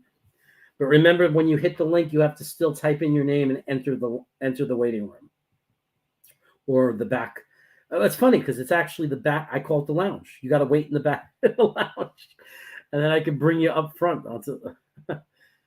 Nolte, why are you talking dirty, Nolte? Save that stuff for J. Cole, okay? He's the one with those kind of problems. What's this one? Dano. You guys are talking amongst each other. I could just start talking gibberish and it wouldn't matter. You're having your own conversation out there. So, so what else is going on with the Jets other than Quinnen Williams? Huh? Is there anything else going on? A-Rod's working out nicely. He's saying all the right things. He's doing all the right things. That's nice. So far, okay, there's a little bit of news. I know I saw that too, and it was brought up, like in the chat. So we did talk a little bit about the whole Ty Johnson thing. I'm not going to let that be a distraction, man. I'm sorry. I mean, look, he had some good moments as a Jet, but that was a hot and cold player, Ty Johnson. So I'm not crying or spilling any tears in the lobby for him. Come on, like there's no way he's at the level or the importance or the significance for me to sit there and worry about him. Like, best of luck to him. I'm sorry he got hurt. I hope he finds his way and works his back into the way into the NFL. If it's as a Jet, that's great. If it's for another team, that's great. Nothing against him personally. He was not supposed to be a superstar. He worked hard for everything he got, everything he did that was positive. This is not an anti-Ty Johnson thing, but it's a business. You got hurt. They recommended you get the surgery because that was the best thing for you to do. That wasn't a promise that they were going to keep you on the team. But if you want to continue your football career, their opinion, their expertise was get the surgery. But if he misunderstood that and thought that meant we're going to keep you on this team, even though we don't believe you're what's best for the team, then you're sorely mistaken. Because we're going to take the best players to make the best possible team. JD says it all the time. There's no guaranteed spot for any player. I mean, obviously, there are certain players that are not worried about their spot. But remember, we haven't even come to cuts. We haven't even started yet. So even guys that we think are on the team, no one's safe. Certainly the non-starters, because we don't know what's going to happen. We don't know who's going to get cut, and they're always looking. So somebody might get cut over money, over finances, that wants to come to the Jets because the Jets are now a desirable place to come play. And if it makes us a better team, we can't worry about someone's feelings. Someone might get cut that we didn't expect to get cut. We might have to put someone on the practice squad and expose them that we didn't want to expose. But we're going to do what's best for this football team. It's a tough business. It really is. But you have to understand, the players look out for themselves, and the teams are going to look out for themselves. The teams are going to do what's best for the organization. The players are going to do what's best for them. And the fans have to just understand that, respect that, and appreciate that. And hopefully those two things overlap. Hopefully what's best for the player is what's best for the organization. And it usually is. When everybody's being reasonable, when everybody's being fair, usually what's best for the player and what's best for the team are the same thing. Usually. But not always. My wife wants me to come down and open a can of beans. I am not kidding you. Now, here's the reality is, in the recipe she's making, I don't care about the beans. I'm not a big bean guy. So by not helping her, the worst she could say is, because you didn't come down, I wasn't able to add the beans. Which is kind of a good thing for me. The bad thing is you might be mad, and then I'm going to have to deal with an angry wife all night because I didn't come down and open the beans. I don't know why she can't figure it out herself. I don't know. Do you really need beans, pinto beans, and enchiladas? She's making green enchiladas. Why does that need pinto beans? Like, I don't get it. I thought it was going to be like cheese and pepper, like wrapped up in tortillas with a really good green sauce. I don't know what the hell they need the beans for. But anyway, if she's listening, you're going to have to come up here with the can opener because I can't leave. I'm alone here. E-Boogie comes in with a super chat. Thank you, my friends. I appreciate the support. Which rookie of the 2023 draft will start and who will be cut or be on the practice squad? Wow,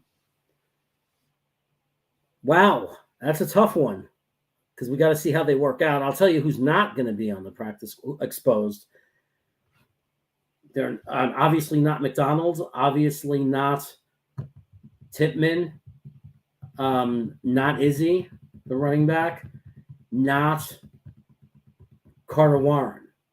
Like, so I'd say those four are 100% going to make the team. I believe that Tippmann will win the starting job. I don't think he's, I wouldn't say, like, I don't know if the Jets have any defensive lineman you can consider a starter because they're a rotation. I think McDonald will be a full participant in that rotation. It's going to be crowded, but I think he's going to get 25, 30% of the snap. I think he's going to get the normal percent, a little less than he will the rest of his career as a rookie, but he'll get as many as Clemens got or Jermaine Johnson got. And I think he might be good enough to win more. Like he might end up more snaps because he's just too good not to. Like he might be too good to not have in there in every pass situation. Like he could be that good. I believe in their evaluation and what I've seen of him enough to believe there's a chance that we got the steal of the draft, guys, with McDonald. We could be very wrong, but the ceiling is incredibly high. And there's a chance that he's going to terrorize quarterbacks. There's a chance.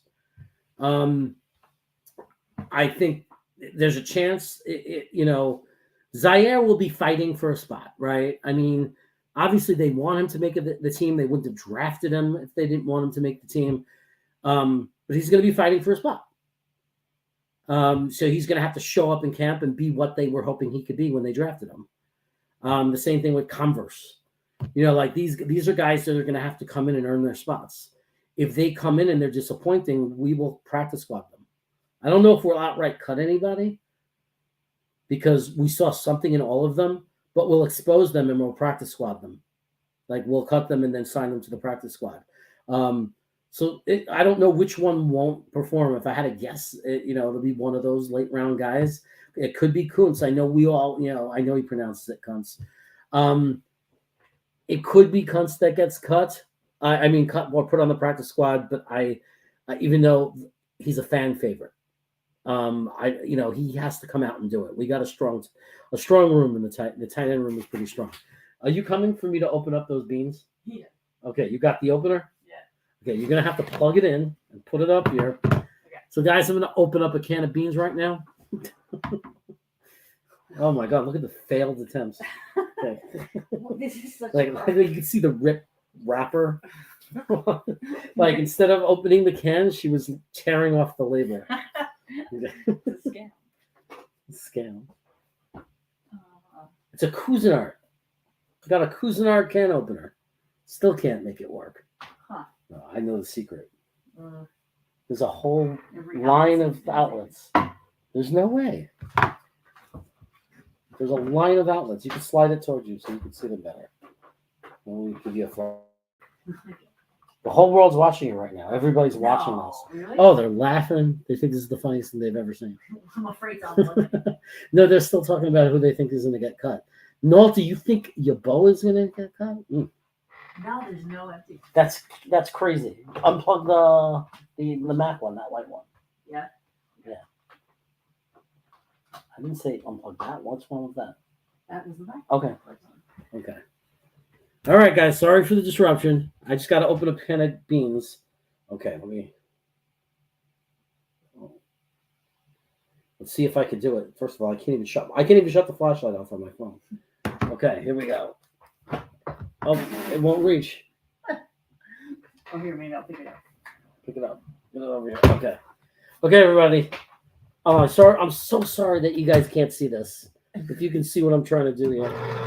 No, it really is. It's like a broken camera. No. It's just really hard to get. No. Oh, yeah. Oh, yeah. Embrace the chaos, baby.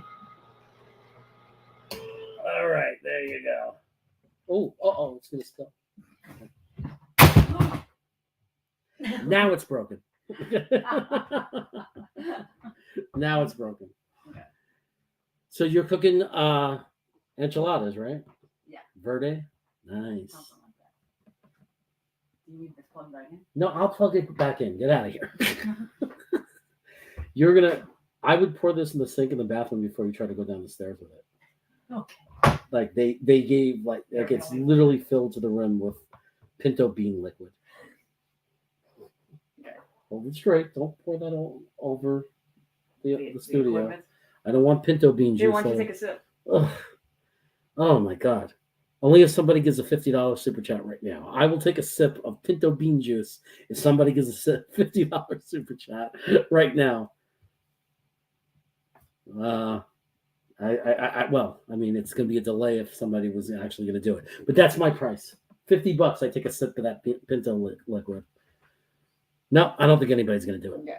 Sorry, A-Lab Studios is not here. He would definitely do it. Harlan, you're saying pinto beans are good? Did you hear me saying that if like, to me, it wouldn't be the worst thing if there were no pinto beans in this recipe? She's going to spill it on me on purpose. No. Dano with the super chat. It's not for $50. Keep going. With his spin move, I'm calling it first. Will the Hurricane McDonald also call in next Sundays too? I find a quieter spot if I know. Okay. So I'll do call-ins on Sunday as well next week. Same bat channel, same bat time. So that's one thing. Thanks for the super chat. Look, yeah, I think McDonald's has the potential to be the steal of the draft. I do. I think he might be very special. I think that these guys that we have running our organization know what they're doing. I do. And I think that the fact that they agree wholeheartedly, they appear to, when I saw him jump over that car, when he just ran over and jumped and flew over that car, he sold me. He sold me. I like that nickname, Hurricane McDonald. And I also like that his name is McDonald because it's going to give me an excuse to eat McDonald's. Every sack he gets, I'm eating the McDouble. Every sack he gets, which means I'm going to have McDoubles in the house every time the Jets play to eat just in case he gets a sack. Which means even if he doesn't get any sacks, eventually I have to eat them. I'm not going to throw them out. You know what I mean? What's next? The Hyundai Hurdler. I like it.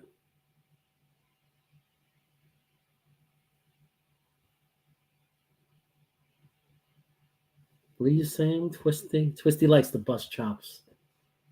Twisted. Damn, wifey was in the room and I missed my chance to ask if that door has been hinged yet. We're so close. I filled the holes. The bracket has the screws in them. I just need another strong person. I need someone to hold the door in place so I can line up the bracket and get a drill. Obviously I'll find the screw that works, a drill bit that works, and then I can just screw them in. And we'll find out if I filled the holes well. I used liquid wood, and I was sticking in toothpicks into the hole. So I was told that would work. So right now it's dried up with this like fake liquid wood, and there's toothpicks dried up in the hole. And then I think I waited long enough. So anyway, maybe I can get this guy out to help me. I heard this guy might know how to fix a door and screw in a door. What do you say, Kenny? Can you screw in a door? What's going on? How's everything? What's going on? How you Finally, doing? I had the wrong link. But I'm on. I'm All on. right. Always a pleasure. In my usual spot, sitting in the backyard, just watched the Miami Heat destroy the Celtics. So that was I love it. Anytime a Boston team loses. That's it. I'll root for the Heat. What am I gonna do? That's it. The Celtics, the Patriots, the Bruins. Let them all go down. Even though I'm a Met fan, so I don't root against the Red Sox because I'm not a big fan of the Yankees. So what we got going on tonight? What's on the table? Well, we talked a lot about Quinnen Williams. Obviously that's the topic that people are talking about. But I don't see. There's no one in the chat. No one here is panicking. Nah, it'll get done. This isn't going to turn out to be a Darrell Revis or a Jamal Adams type. I think Quinnen Williams got a different type of personality. He wants to be here. He'll get his money. He'll get paid. Just a matter of time. It'll get done. They just got over restructuring contracts. They had to fit Rodgers in. So now they got to, shoehorn this one in also. Joe D's got to work his magic. Yeah. Yeah. It's kind of like you have to know how the A-Rod contract is going to work out over the next few years before you can even sign a contract like Quinnen's maybe. Maybe he just needs to get everything lined up, knows exactly how it looks, and then he could work out. He's going to get paid the same amount. It's just a matter of how we recognize this, how we recognize it and take it in the salary cap. Yeah, like it says, it's there's a lot of moving parts.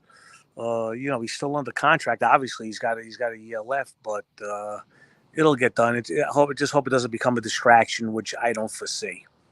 Yeah. To me, it's as long as he's signed by mandatory and there's no holdout, we're fine. Yeah, listen, he's obviously a top 10 defensive lineman, maybe top 5 last year in the league. So he was drafted high, and finally he turned out to be what he was picked to do. Disrupt the offense, and he's going to be a key part this year. Yeah, no, absolutely, and that's why I was saying earlier. Because I know people are talking about like the amazing trade haul we can get for him, like we did Jamal Adams. But the huge difference is when we traded Jamal Adams, that was the perfect timing for an organization that's rebuilding to get all that draft capital. We are in win now mode. We can't afford to lose Quinnen Williams for the draft capital now. It's not the same thing because we don't want draft capital for the future. We want the best talent on the field right now while we have this window of opportunity. No, 100%. I agree with you 100% because, when Jamal Adams was moved, the team was horrible on the gaze. And, that trade there, is the reason why the Jets are in this situation now, where they're able now to compete for a championship, bringing in a quarterback like Rodgers. And, they're not looking to move Williams. That's the last thing they want to do. Yeah. Absolutely. There's no question about it. I mean, I think it's probably just a matter of the details, and he probably I wouldn't be surprised if, when the Rodgers contract is restructured and finalized, if, then that domino falls, and it might not even be dependent on that anyway. So it might just be just when they're ready to focus on it and say, okay, let's just get this done, and it'll just get done. And the way the NFL works with like I said, the salary caps are a myth. They find a way to squeeze everything in with signing bonuses and deferred money. It's like I said, these contracts aren't set in stone. Other players that are on the team, obviously there's going to be a little restructuring there. But like I said, we got a general manager who seems to get it done when it comes to situations like this. Yeah. Absolutely. He knows what he's doing. He's got a plan. It's written out. They got experts in a room. They know exactly, probably for the next 5 years, kind of an outlay of how it's going to look, who they're going to have to re-sign that, each year, and what the structure is going to look like. They probably have an estimate of what the cap will look like. I mean, obviously, what are they getting paid for? That's their job to do that kind of stuff. Mm-hmm. And you go back a few years ago when the Rams had all these problems with all these big salaries, and they were maxed out. They won the Super Bowl, and who cares now? If I'm a Rams fan, I don't care. I won the Super Bowl 3 years ago, whatever it was, 3-4 years ago. I'll wait now to rebuild, and as Jet fans, we'll all sign up for that. Where we don't care 4 or 5 years from now, or 3 years from now, if we're in cap hell, as long as we got another Lombardi trophy in that case. Yeah, I was just saying that. I was a guest on somebody's show on NFL channel, and they said, how do you, what would make it all worth it if you're, if you're signing these contracts now, if you put yourself in trouble later, and I said, it's very simple. We bring home that trophy, it doesn't matter. Like we've waited, it's been 54 years. It really doesn't matter. We'll worry about it when we have to worry about it. Right now, get the trophy. Yeah. And then we'll worry about it. But we're not going to care, and we'll never be mad. We'll never be sore. Even if there is a couple of years of cap hell, who cares? We need that trophy. And a lot of guys that are listening in, listen, I just turned 60, so I don't remember the first Super Bowl. But if they happen to pull it off this year or next year with Rodgers at the helm, it's one that I know is going to last a lifetime. I just want one. Well, I remember the '86 Mets. They won. I remember. Listen, I'm a big Islander fan. I got spoiled in the early '80s when they put four together. The Knicks. I've seen. The Knicks '73. I remember. And the Knicks haven't been back since, really, except for that run in '99. And the Mets in 2000 and 2015, they made their run to the World Series. But listen, if a gun to my head, if I wanted one team to win a championship of all my teams, it's the Jets. Me too, without question. I've put a lot of effort into rooting for this team. Like I said, I'm going on 42 years now as a season ticket holder, and I just want the opportunity to be sitting in that stadium. AFC Championship game, 2-minute warning, up by 2+ scores, where you could celebrate and just you're going to the Super Bowl, and you got 2 weeks to prepare to get out wherever the game is, and I will be there. When the time comes, I will be at the Super Bowl. I remember when we made our run under Rex. I had everything planned. 2009, 2010. I remember I had everything booked, and then obviously we all know what happened. I had to cancel the party. Yeah. But look, it's. I mean, I agree with you 100%. '86 was a great year with the Mets. I still remember the joy of Game 6. I'll never forget it. And it's actually, as frustrating as it's been, it's never as bad because we had that year.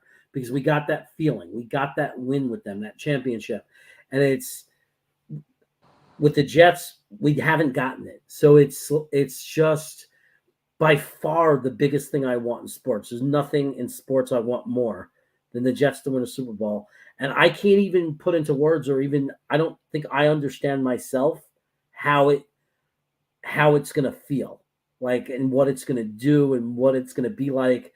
I can't, because it's that unimaginable. It's like it's going to be tremendous. I mean, it will be a party and a celebration that lasts a lot longer than one night. I'll tell you that. Well, it'll be similar to the '94 Rangers. I'm not a Ranger fan, but I got a lot of friends that are Ranger fans, and they say that 1994 Stanley Cup championship by the Rangers is lasting a lifetime. Because it's the generation, it's generational. The guys back then, especially the older guys who probably no longer with us. It's been 30 years now. We're going on 20, was it 1994, 20, close to 30 years.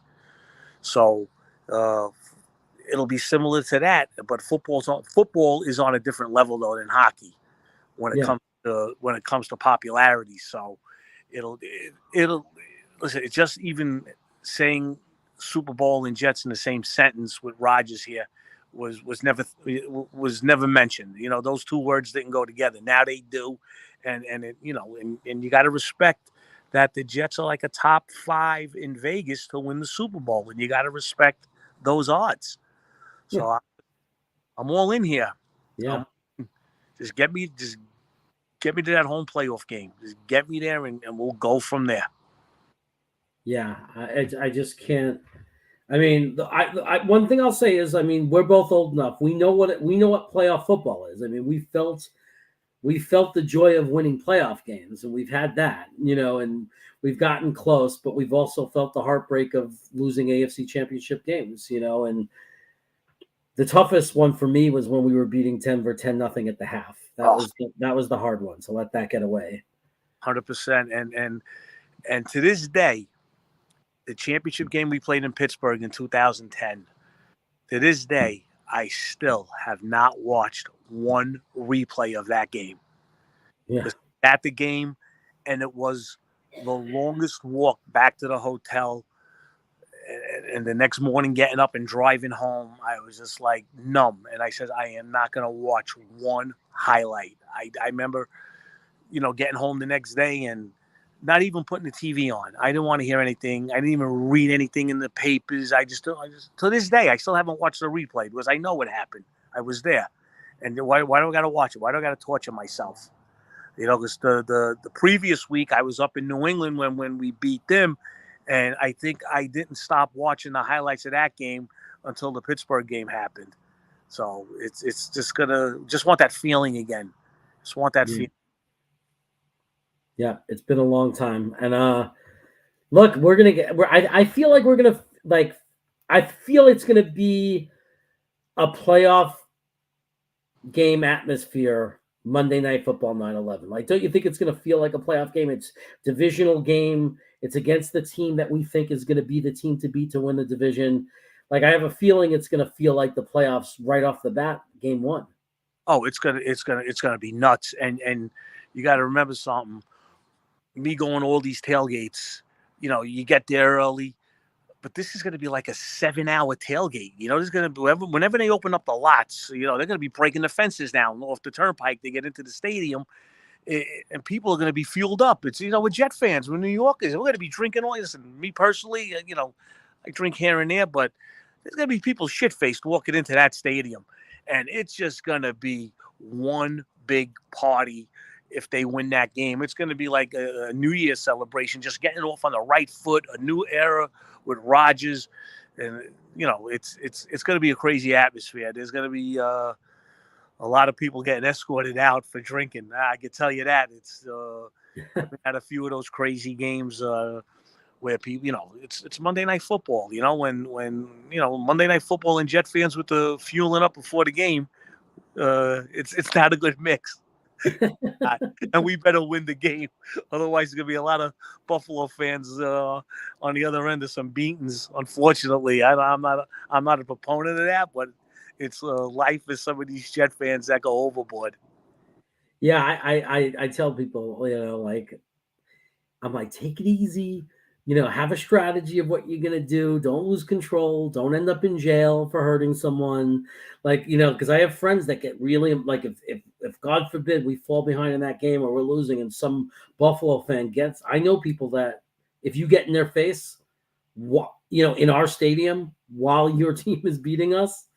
I know guys that are dangerous if you do that.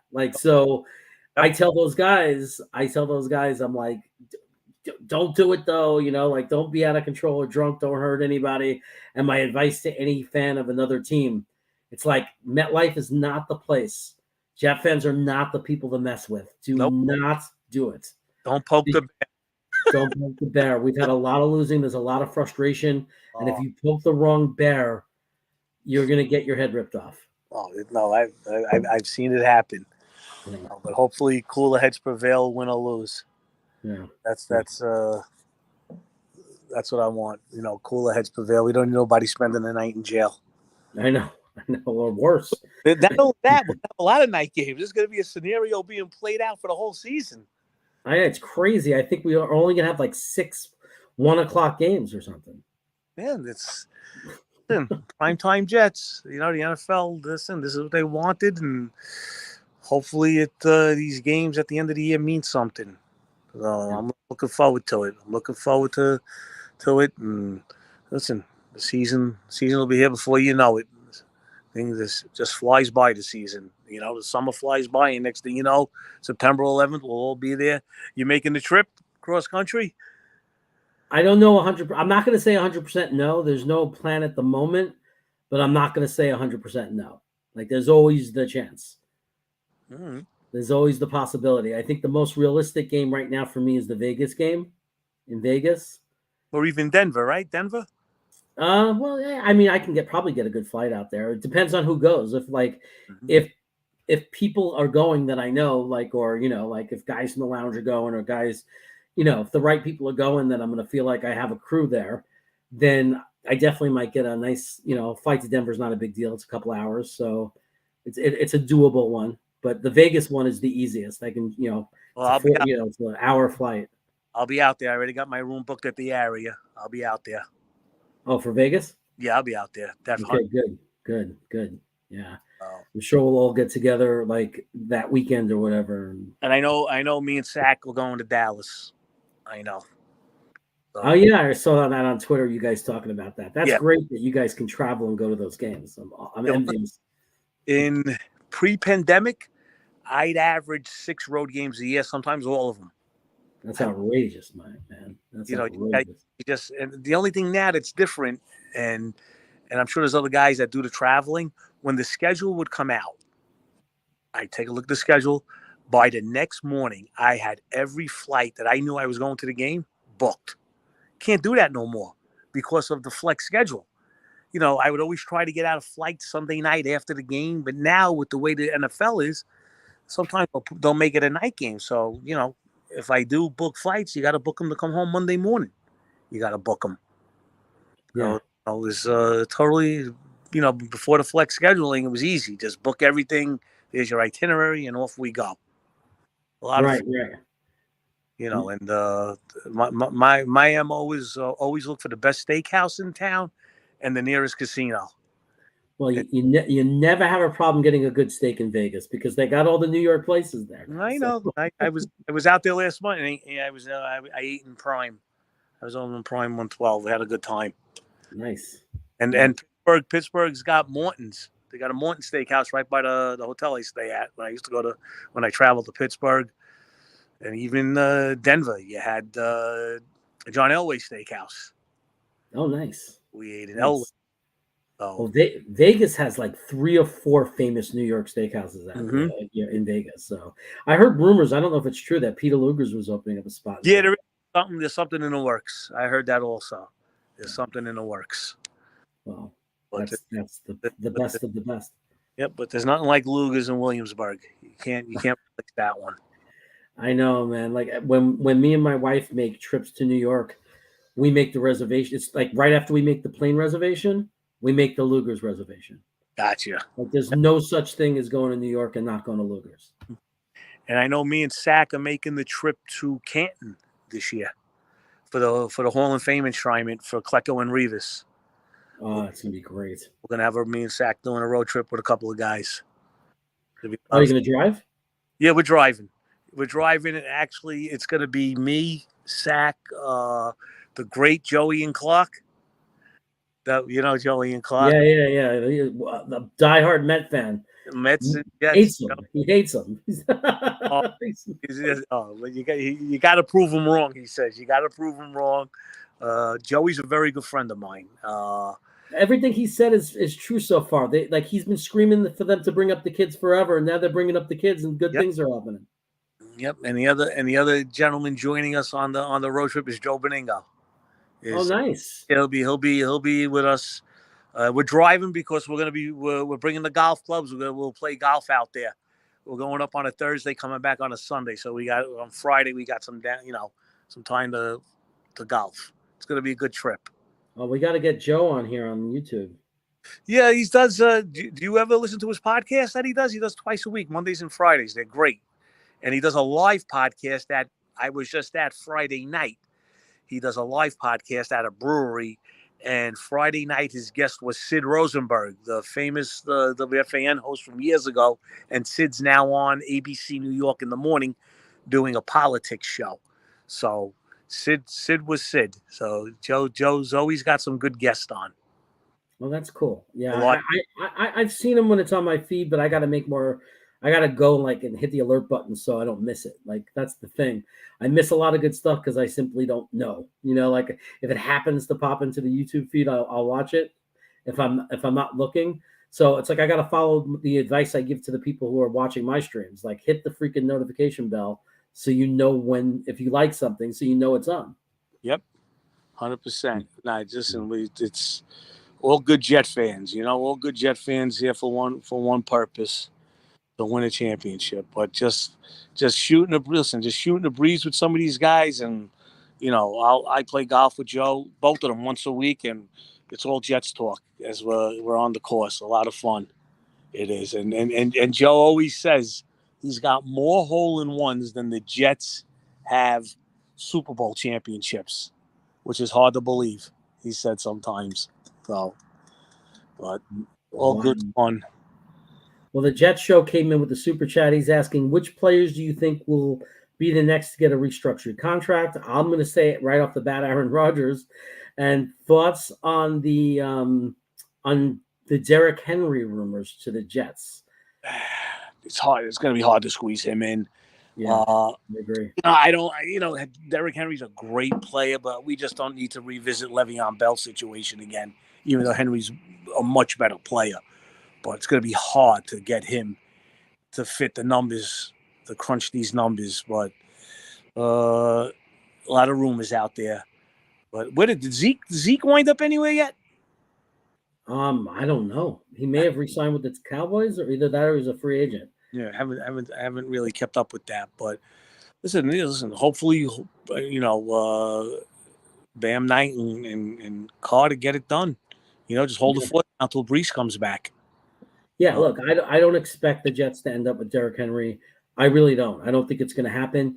If it did, as long as we didn't overpay him, or as long as it's just a 1-year thing and we're not locked in long term, to me, fine, great. Maybe he's got enough juice left. He gives us that insurance policy if Brees Hall's not ready. Love it.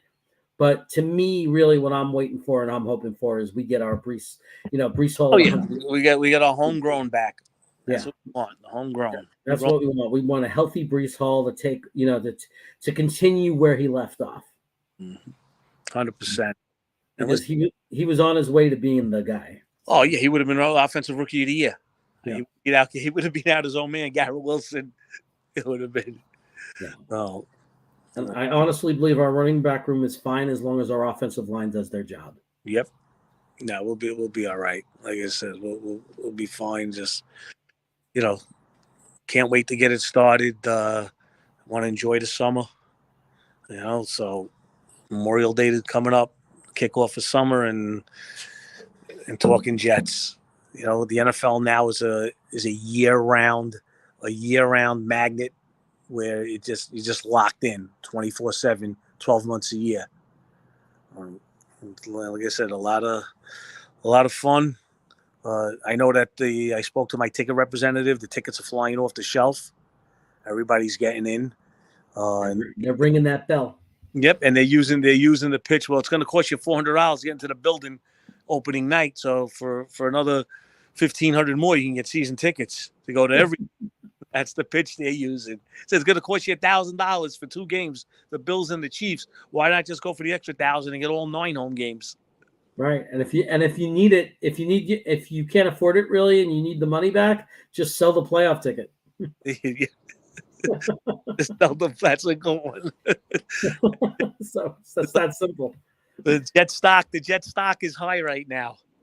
We're playing the stock market. Yeah, not up. Yeah, I mean, as long as they make the playoffs, it's like if you could just, like, even if you're someone who really shouldn't spend the money on it, if you have the money, don't worry about it, because you can just get your money back. And as long as you're not too tempted to say screw it, see the playoff game, and then your wife divorces you because you didn't really you promised her you'd get the money back. You get the money back. Listen, my wife don't even ask me. She's like, just go enjoy yourself. That's your hobby. That's it. Yeah. Do what you want to do. And the funny story is 2009, 2010, I had money put aside for the Super Bowl. And 2011, when, they had a bad season, basically, said to my, all of a sudden, I'm in the garage knocking down a shelf to fit a car. And my wife's like, what are you doing? I'm like, well, the Jets didn't make the Super Bowl. I'm buying something. I said, I got the extra money, whatever. And next thing you know, I pull up with a Corvette.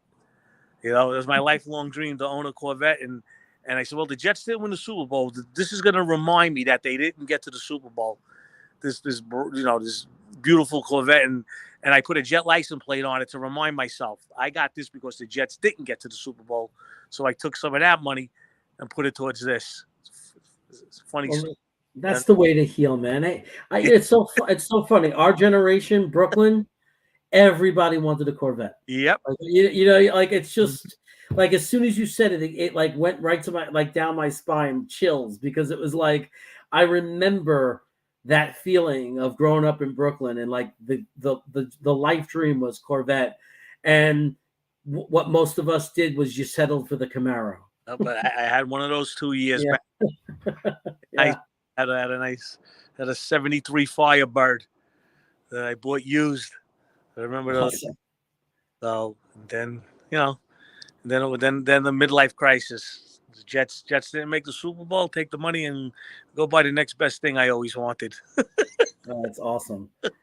Do you remember going to LMB when you were a kid? On Friday nights, they had the car club across the street. We'll go there. I've been there when I go to the Islander games out in Long Island. On the way home, we hit LMB. But do they still have, like, what I want to know is, do they still have, like, because when I went as a kid, they used to have, like, a 50s car club across the street. Like, they would all meet on Friday night. No more. That whole area is totally changed. You see, that's what I miss. Because it was like, it wasn't only going for the, for the pizza and the spumoni. It was like just checking out all those cars. They were like minted out, 57 Chevy. Yep. All the great cars. All the muscle cars, the GTO, the Camaros, the Corvettes. Yep, no more. A little change over there. A little different animal. So, but listen, out here where I live out in Jersey, in Monmouth County, they got the car shows in the parking lots. I go every once in a while, Sunday morning, go, take the car and, and just park with the rest of the Corvettes and have a good time. That's awesome. That's awesome. Well, listen, Jeremy, it's I got to jump. Definitely. Every Sunday night you do the show, right? Is it just most Sunday nights? Yeah. Yeah, definitely. I'll be on. All right, sounds good. I'll look for the link. Steve finally sent me the right link. If he's still listening, Stack Exchange there. You sent me the wrong link, but definitely look forward to this every Sunday night. It's a perfect time, 10 o'clock New York time, New Jersey time. It's perfect. I'm usually out here sitting in the yard just relaxing. Awesome. And just look forward to it and this collaboration and everybody listening in. Appreciate you guys. We're all here for one reason, to bring home a championship. And once the season starts, this channel is gonna be rocking. It's gonna be nuts. I can't wait to just shoot the breeze with everybody on here. Love all you guys. It's you guys listening, and Jeremy, what you're doing is great. And just being this collaboration, I can't say enough. Now, everybody have a good night. Hope you all had a good weekend. Until we meet again next Sunday night, I'll definitely be on, Jeremy. Thanks, Kenny. I love talking the Jets with you. Love talking Jets with you. So I'm looking forward to it. Definitely see you next week. You got it, buddy. Take care. All right. Take care, brother. Okay. Also, Jet Show, thanks for the super chat. Hopefully we're still on for Vegas. Like I was saying, that's the game I have circled on my calendar. So make sure you're in touch about that. Next time you're on the show, we'll talk about that. If you want to call in, Jet Show, if you're still out there, call in. Any of you. The link's still up if you guys want to call in. But that was Kenny from the Jets Lounge. Anytime the Jets Lounge is doing a show, you could usually chime in. You'll always hear Kenny talking, giving his takes. Right there with Steve and Justin. Great group of guys. And like I said, you go to the tailgate parties, get involved with the Jets Lounge. If you want to go to the opening game, I think they're renting out the hangar again. I think they said that they were. So details will come out on that. So you go to the game, you won't be alone. You'll have you'll be with a whole group of people. So it's good stuff. Boogie says, thank you for the super chat, my friends.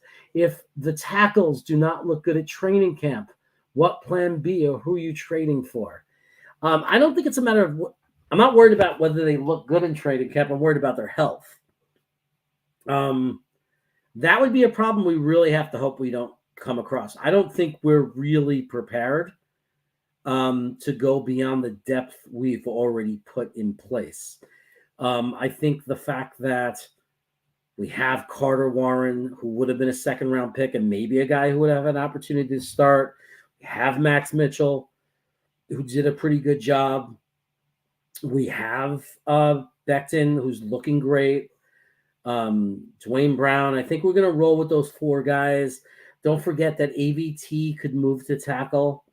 And you could put McGovern in at guard or move Tippmann over at guard and put McGovern at center or vice versa. So there's, and there's more depth at guard too. We have a couple of other guys that have experience. So there's a lot of depth on the offensive line. I don't know if it would come down to having to trade for somebody. But we've also seen JD do a pretty good job of finding talent off the junk heap. I mean, there'll be lots of cuts at the end of camp. Maybe we'll have some guys. Maybe we'll get some guys in the practice squad that have experience. But really, there's risk for every team. I mean, there's only so much depth you can have at any position.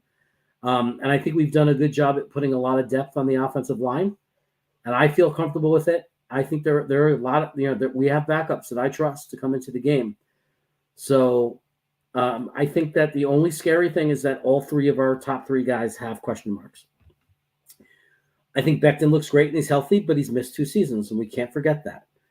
If he's healthy, the talent is there. I'm not worried about that. He's special.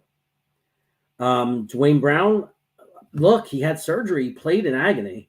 He's only going to be healthier this year. He's never had injury issues. I mean, because when he did, he played every game with it. Now he's not going to have the pain. And then Max Mitchell was a freak thing with the blood clots. So I don't think he's necessarily an injury-prone guy.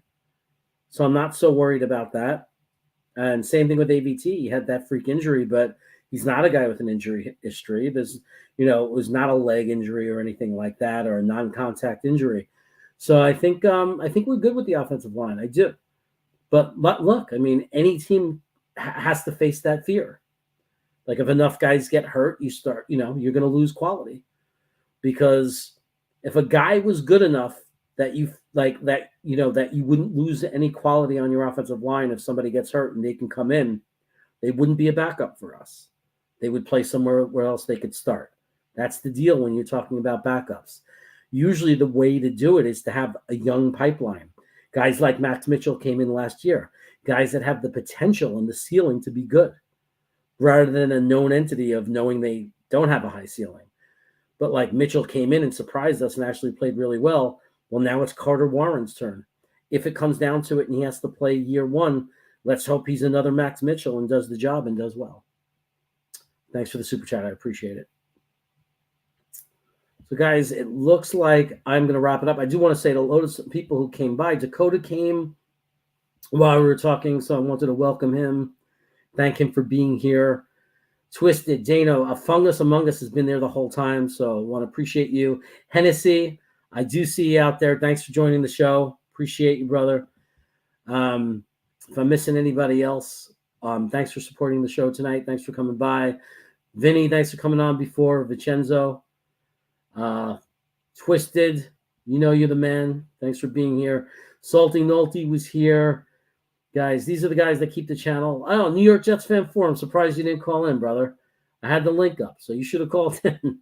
But it's good to see you, man. It's good to see you. I hope you're doing well. Chiefs Live was here. What's going on, man? Looking forward to that game and having you on to talk about that matchup when the time comes. So, guys, take care. Have an amazing week. I'll be had some issues on Wednesday because of some dental work, but I'll be back this Wednesday for the Wacky Wednesday show. Maybe we get the Jets show on. I'll try to get him on the show for Wednesday night. Take care, guys. Be good. I will leave you with, what am I going to leave you with? I'm going to leave you with the original. I would Well, regret it if people look back at the first episode and you weren't on it. Yeah, well, I like that. It's called forward thinking. We have one of the worst beats in the world. We do. Our beat is horrible. Connor could shove that article up his ass. And then I went to that game, and I was like, this is the greatest team I've ever seen in my life. I'm a Jet fan. This is going to be the greatest run ever. Yeah. No, because if they take Aquanu, I'm not complaining. Joe Douglas is the king of keeping shit close to the vest. A 2, a 4, and a 6 for Darnold? Did the Jets really ruin Sam Darnold, or did Sam Darnold just suck all along and we were just trying to talk ourselves into it? And Hamilton is a player who can potentially make a very big impact. And suddenly here we are today, you can't get rid of him. Right, it's like a plague. Joe Douglas was hired because he's not those general managers. Okay, Luscious. Somebody is going to fall just like Elijah Moore did, just like Michael Carter did. You know, what would, if you had one sentence to say to Joe Douglas, what would you say? So you would say, you had me at hello, and then give him a big old wet one right on the smack.